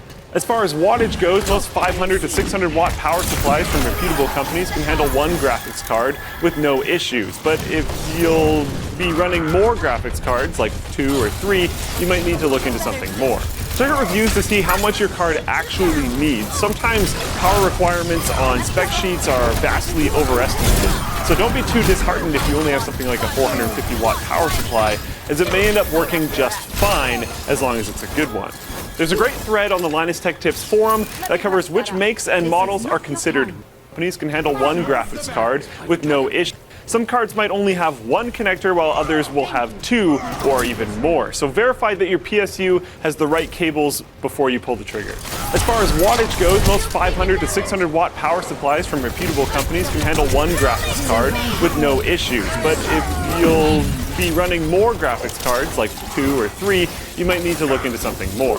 Check out reviews to see how much your card actually needs. Sometimes power requirements on spec sheets are vastly overestimated. So don't be too disheartened if you only have something like a 450 watt power supply, as it may end up working just fine as long as it's a good one. There's a great thread on the Linus Tech Tips forum that covers which makes and models are considered good. You can check that out in the link in the description down below. So let's get right to it, and remember to be connector, which looks like this. Some cards might only have one connector, while others will have 2 or even more. So verify that your PSU has the right cables before you pull the trigger. As far as wattage goes, most 500 to 600 watt power supplies from reputable companies can handle one graphics card with no issues. But if you'll be running more graphics cards, like 2 or 3, you might need to look into something more. Check out reviews to see how much your card actually needs. Sometimes power requirements on spec sheets are vastly overestimated. So don't be too disheartened if you only have something like a 450 watt power supply, as it may end up working just fine as long as it's a good one. There's a great thread on the Linus Tech Tips forum that covers which makes and models are considered good. You can check that out in the link in the description down below. So let's get right to it, and remember to be careful when handling computer components. Either use an anti-static wristband or the easier method of just touching a metal part of your case from time to time, especially after moving your feet, to avoid damaging stuff with static electricity. First, decide where on your motherboard your card is going to go. Modern graphics cards can go on a PCI Express X16 slot, which are the longest ones on your motherboard in the expansion slot area. Generally, it's a good idea to install the card in the topmost slot, that is closest to the CPU, to ensure you're running it at full speed. But check your motherboard manual to confirm. It's best to use whatever slot your manual shows as being 16x, but using an 8x slot will work fine as well. You may not be able to avoid this if you're using multiple cards like SLI or Crossfire, and that's okay. Most cases will have bracket covers for unused expansion slots. Unscrew and remove the covers that correspond with where your card needs to go, and then line up the bottom of the card with the slot. I recommend holding it by the cooler and avoiding touching the sensitive contacts on the bottom or the traces on the back. The slot is keyed, so it's impossible to insert the card backwards, so don't worry about that. Push down with a firm but steady pressure on each end of the card until you hear an audible click. Also notice that once the card is in, the retention clip at the end of the slot will help hold it in place. Some motherboards have clips that you have to squeeze or push sideways on to release the card. With others, you can just push the clip down. Be sure to release the clip if you ever need to remove the card, otherwise you could really damage both the card and the board if you try to rip it out. Once you've got your card in the slot, screw it into the case, being sure to lift the card a bit as you screw it in so it won't droop later on. Then find the PCI Express cables attached to your power supply and plug them into the card. Usually the connectors will be around the card's right-hand corner and are keyed to keep you from installing them upside down. Route your cable up to the card, preferably using the cable management holes of your case that is hopefully there, and just push the cable in until it clips into place. So that's it for the hardware install. Now it's time to install drivers. Even if you were not using a standalone graphics card before, I strongly recommend using the free display driver uninstaller, also known as DDU, a favorite program of ours here at the office, to completely remove any remnants of old drivers from your system first, as they can cause issues later if not properly removed. Just run the program, which will automatically boot into safe mode. Select whether you want to remove NVIDIA, AMD, or Intel drivers, and reboot. This is a good idea even if you just built a new system, as Windows will often install display drivers that are out of date. Once you get back into Windows, head to either NVIDIA or AMD's website, entering your GPU model and operating system, and snag the latest drivers. Don't bother using either the driver disk that came with your card or any drivers from Windows Update, as these tend to be out of date by the time you actually install your card. Run the installation program and select Custom Installation to tell the system whether you want drivers only or if you want any additional software from NVIDIA or AMD. Wait for it to finish and you're all done. Open up your games, crank up the settings, and do your thing. Rackspace is a top-tier managed cloud computing company. They have dedicated storage options to meet your performance, security, network capacity, and compliance needs. They're backed by fanatical support 24/7, 365 days a year. Rackspace is inviting all of you to their interactive deep dive sessions. They take an hour every week or two to discuss the benefits of dedicated solutions and their place in a cloud world. They have upcoming events and recorded Google Hangouts available on topics from security to compliance to performance and even cost. They typically do 3 sessions per month. And they will also provide you with downloads to reference architectures, ebooks, and white papers on the session's landing pages. It's live and active participation. Go ask your questions and interact with them. Some of the next sessions are on moving to the cloud and leaving your VMware deployment behind, and stuff like performance requirements, improving operational efficiency. See details in the video description down below. Thanks for watching, guys. If this video sucked, you know what to do. But if it was awesome, get subscribed, hit the like button, or even consider supporting us directly by using our affiliate code to shop on Amazon, buying a cool t-shirt like this one, or with a digital direct monthly contribution to the forum. Now that we're done doing all of that kind of stuff, you're probably wondering what to watch next. So if this little video movie thing was too simple for you and you're like, dude, I know how to install a graphics card, check out this video up here where we do some more advanced things. Play of the game.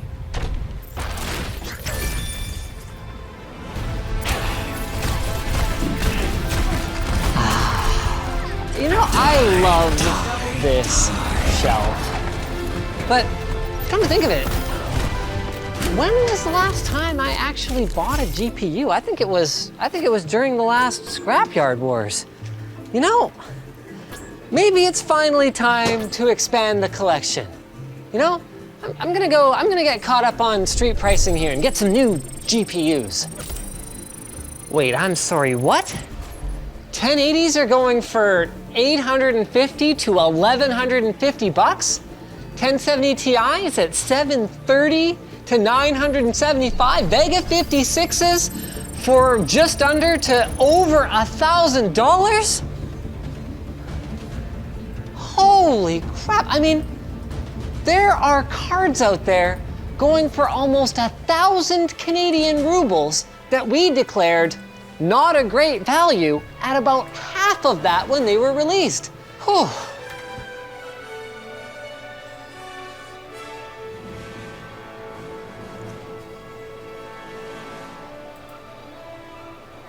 Both Zen and Vega at this point are pretty old news by computer industry standards. But there are a couple of things that make this combination product more interesting than you might expect. Number one is the incredible value proposition for budget gaming. And number two is the unexpectedly high performance of these entry-level CPUs once you add a discrete graphics card. Today's video was brought to you by Tunnel Bear. Tunnel Bear thinks the internet is better when everyone can openly access the same content. So try Tunnel Bear for free at tunnelbear.com/LTT.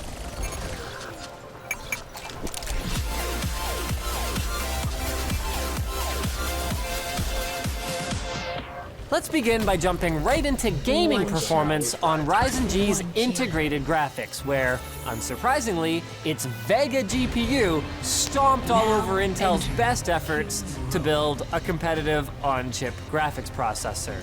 Then, fell short of even a GTX 1050 Ti.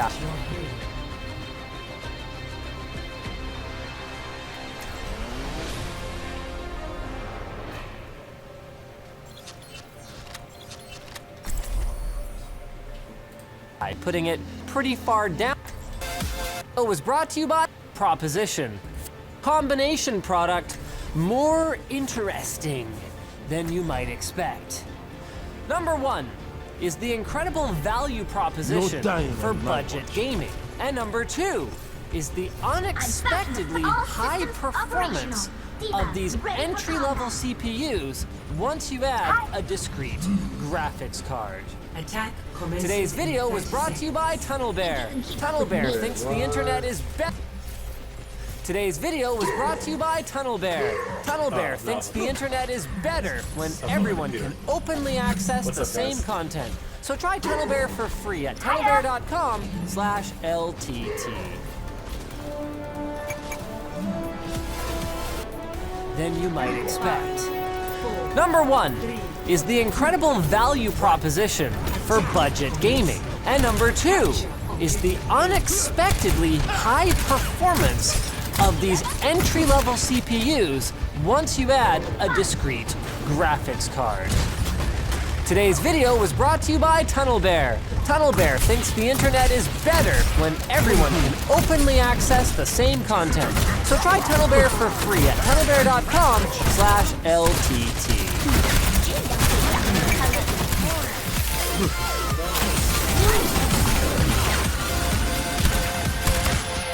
Let's begin by jumping right into gaming performance on Ryzen G's integrated graphics, where, unsurprisingly, its Vega GPU stomped all over Intel's best efforts to build a competitive on-chip graphics processor. Then, fell short of even a GTX 1050 Ti, putting it pretty far down the pecking order compared to discrete graphics cards. So we tested at 1080p medium details, but based on our results, it's more likely that you would opt for 720p high or 1080p low. Though to be clear, we are not complaining about this. Budget gamers would have given their left nut for 720p high 12 years ago when AMD first began work on the combination CPU-GPU paradigm. Moving on to productivity, we get very similar results to the same clock, older generation Ryzen chips, with the new G series actually pulling off some better results in tests like multi-threaded Cinebench and V-Ray's CPU benchmark, and then leaving Intel's onboard graphics standing on the starting line in the GPU version. Now we also saw Group up with me. Assemble at this location. Need healing.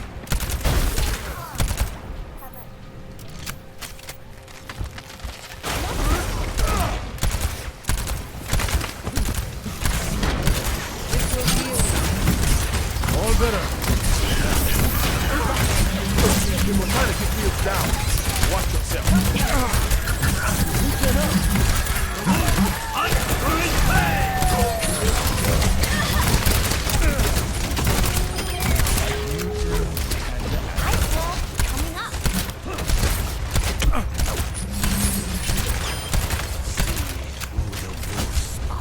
Enemies in our orbit.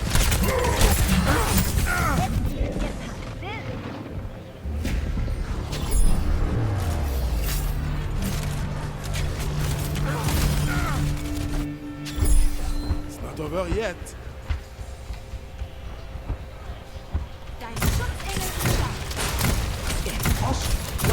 and wait 60 seconds.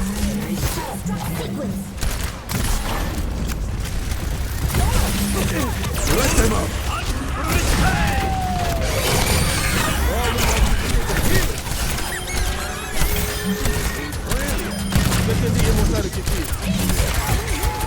I am taking him.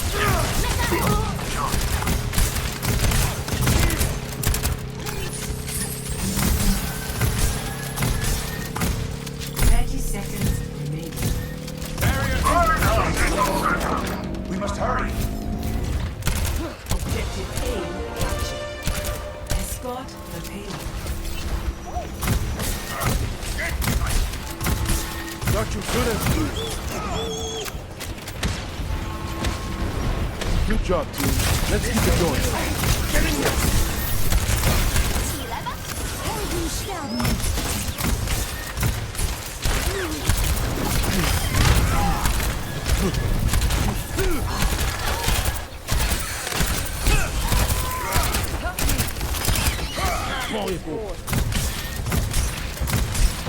Activating the barrier. Fully huge. Regen up.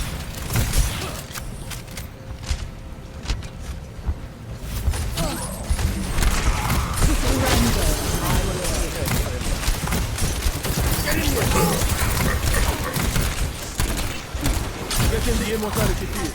Allow me to repair the damage.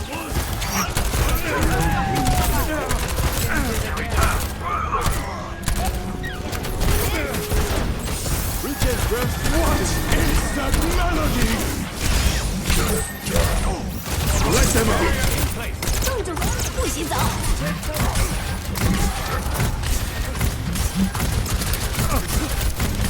Get in here. Get inside.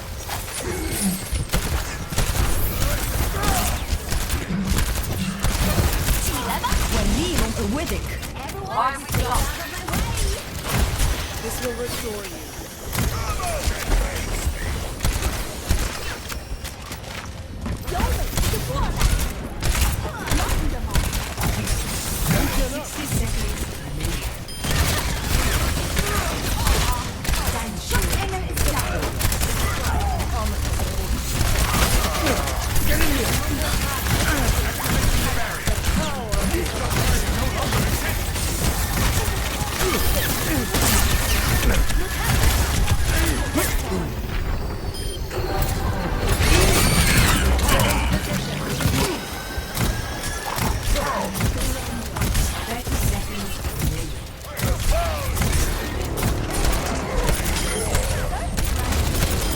I call that the efficient business.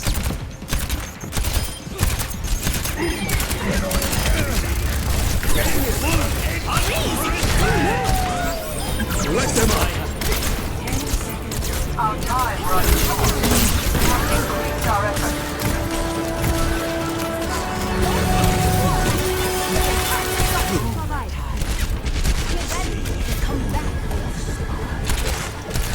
I have found the enemy. Come and face me.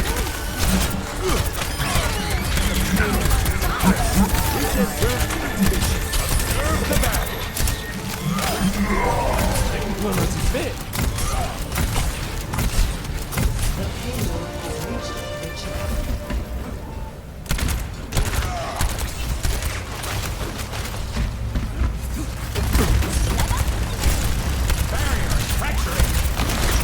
I passed this force. I have flanked the enemy.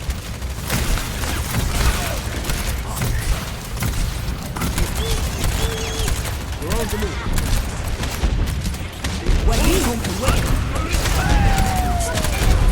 60 seconds remaining.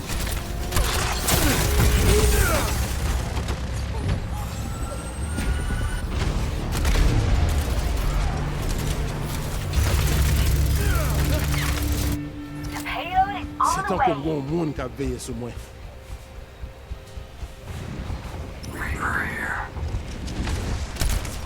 Barrier won't hold against my barrier. Destroy it. All better. 30 seconds remaining.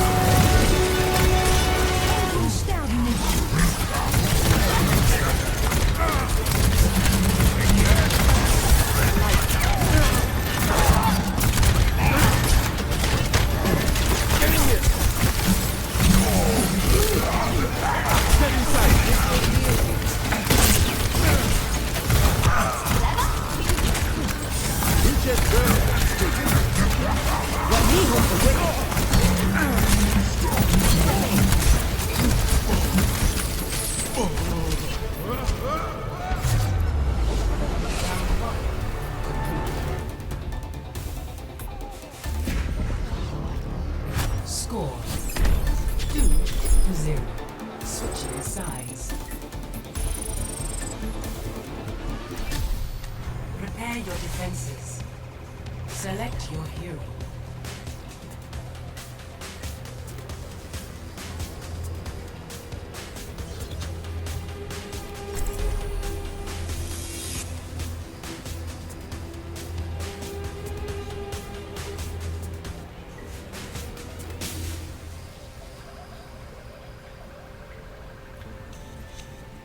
Yeah, I don't have any strong opinion.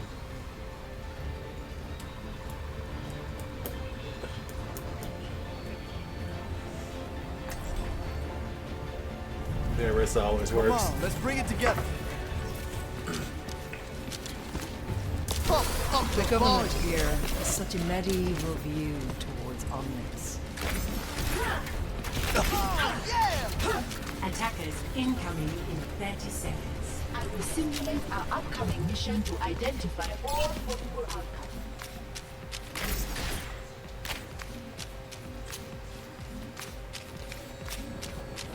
Oh, this is my jam.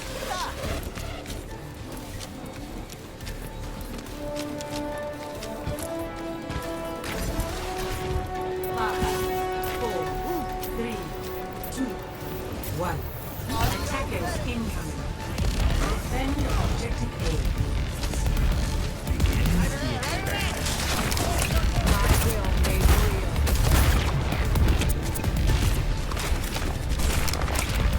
Barrier treachery.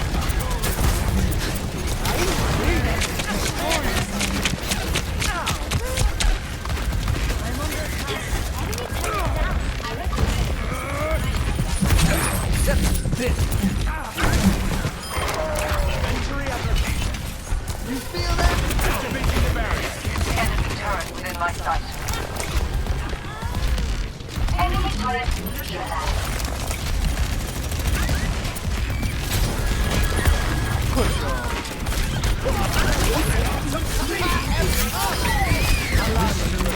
Double.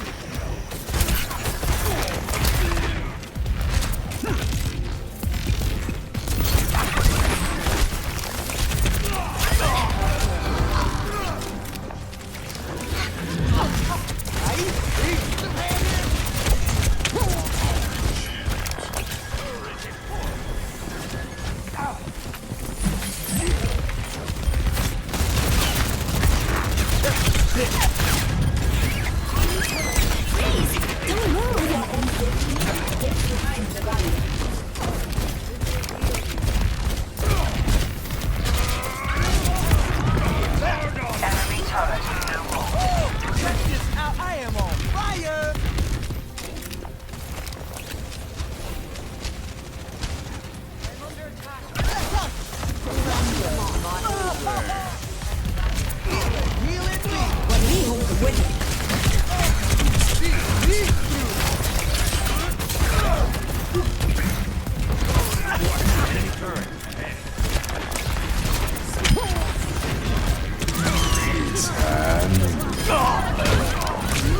Oh, let's break it. Damn!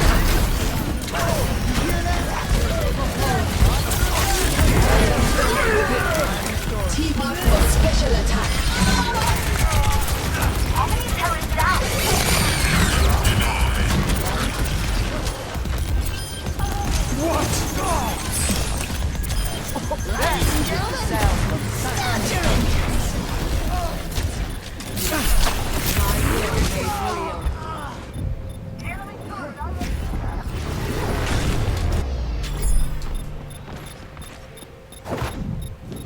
Move to the beat. Time for an encore.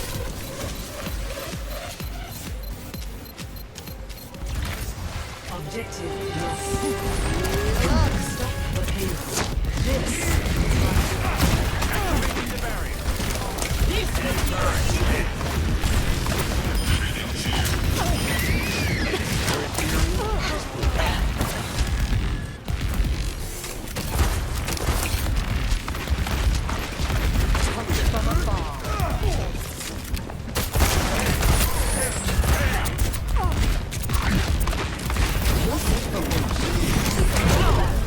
Surrender.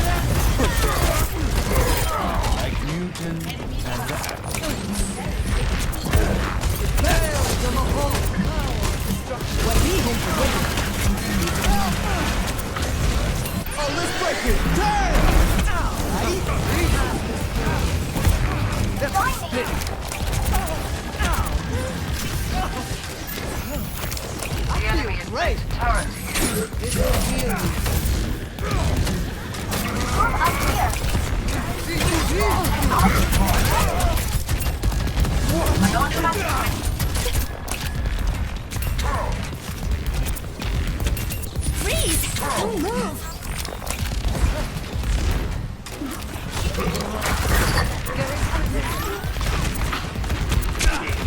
Oh, this is my jam!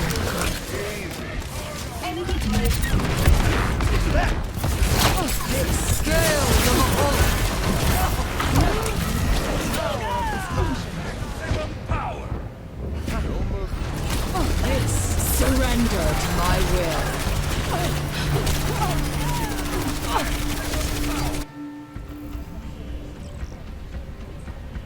Enemy turret theory disproven. Online.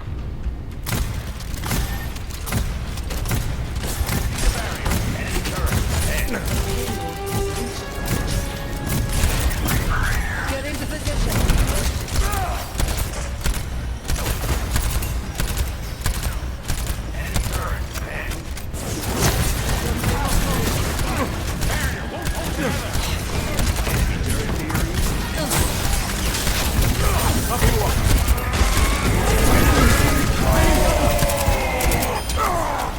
Step inside, stay alive.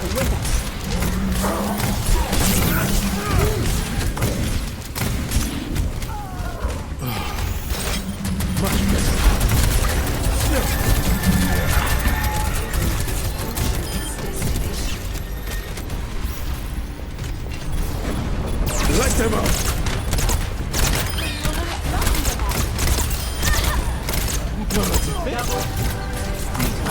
You're fully healed. Barrier in place.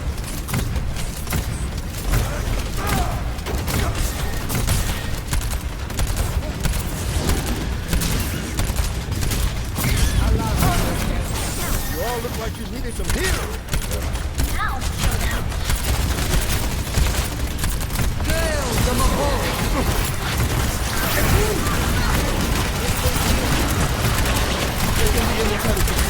Not as good as you.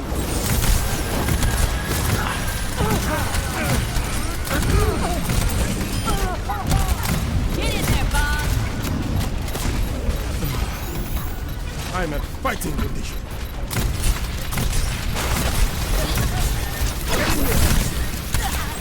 Weekend rest activated.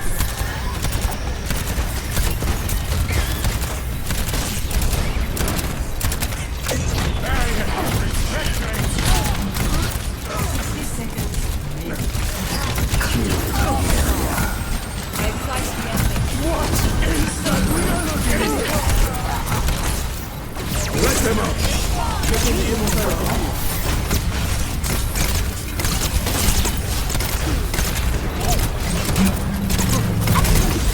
Reaching up! Defeat.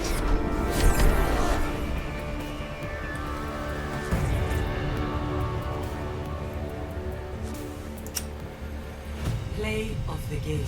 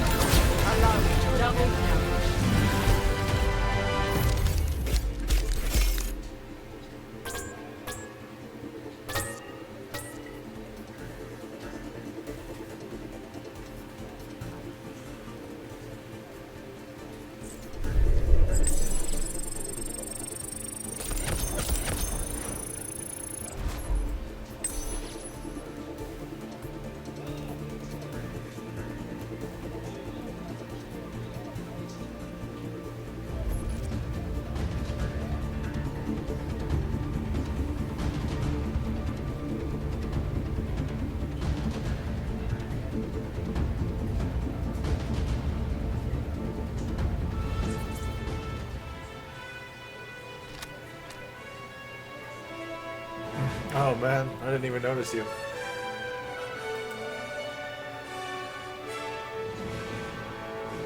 Sorry, man. Light.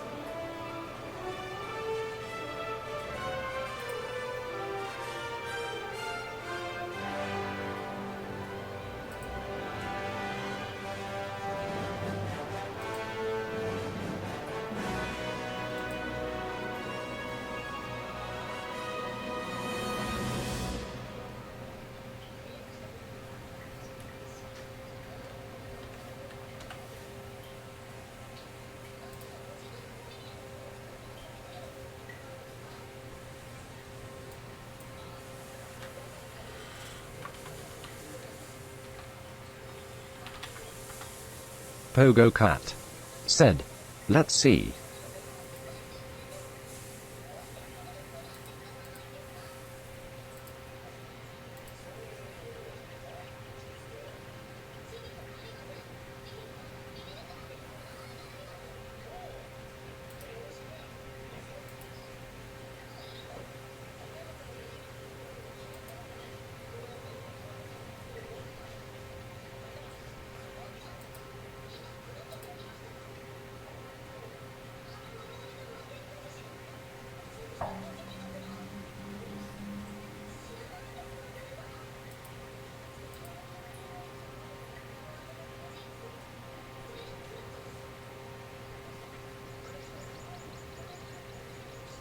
Oh, the memes.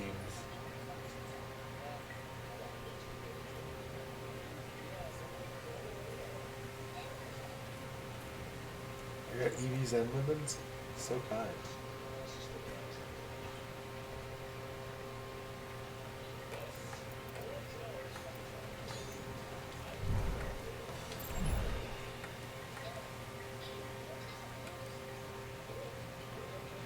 Do need to go though.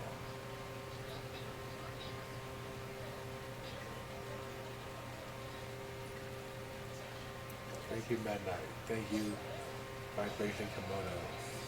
Thank you. Those are the only two. But yeah, thanks for loving this, guys. We should just be a Minecraft streamer.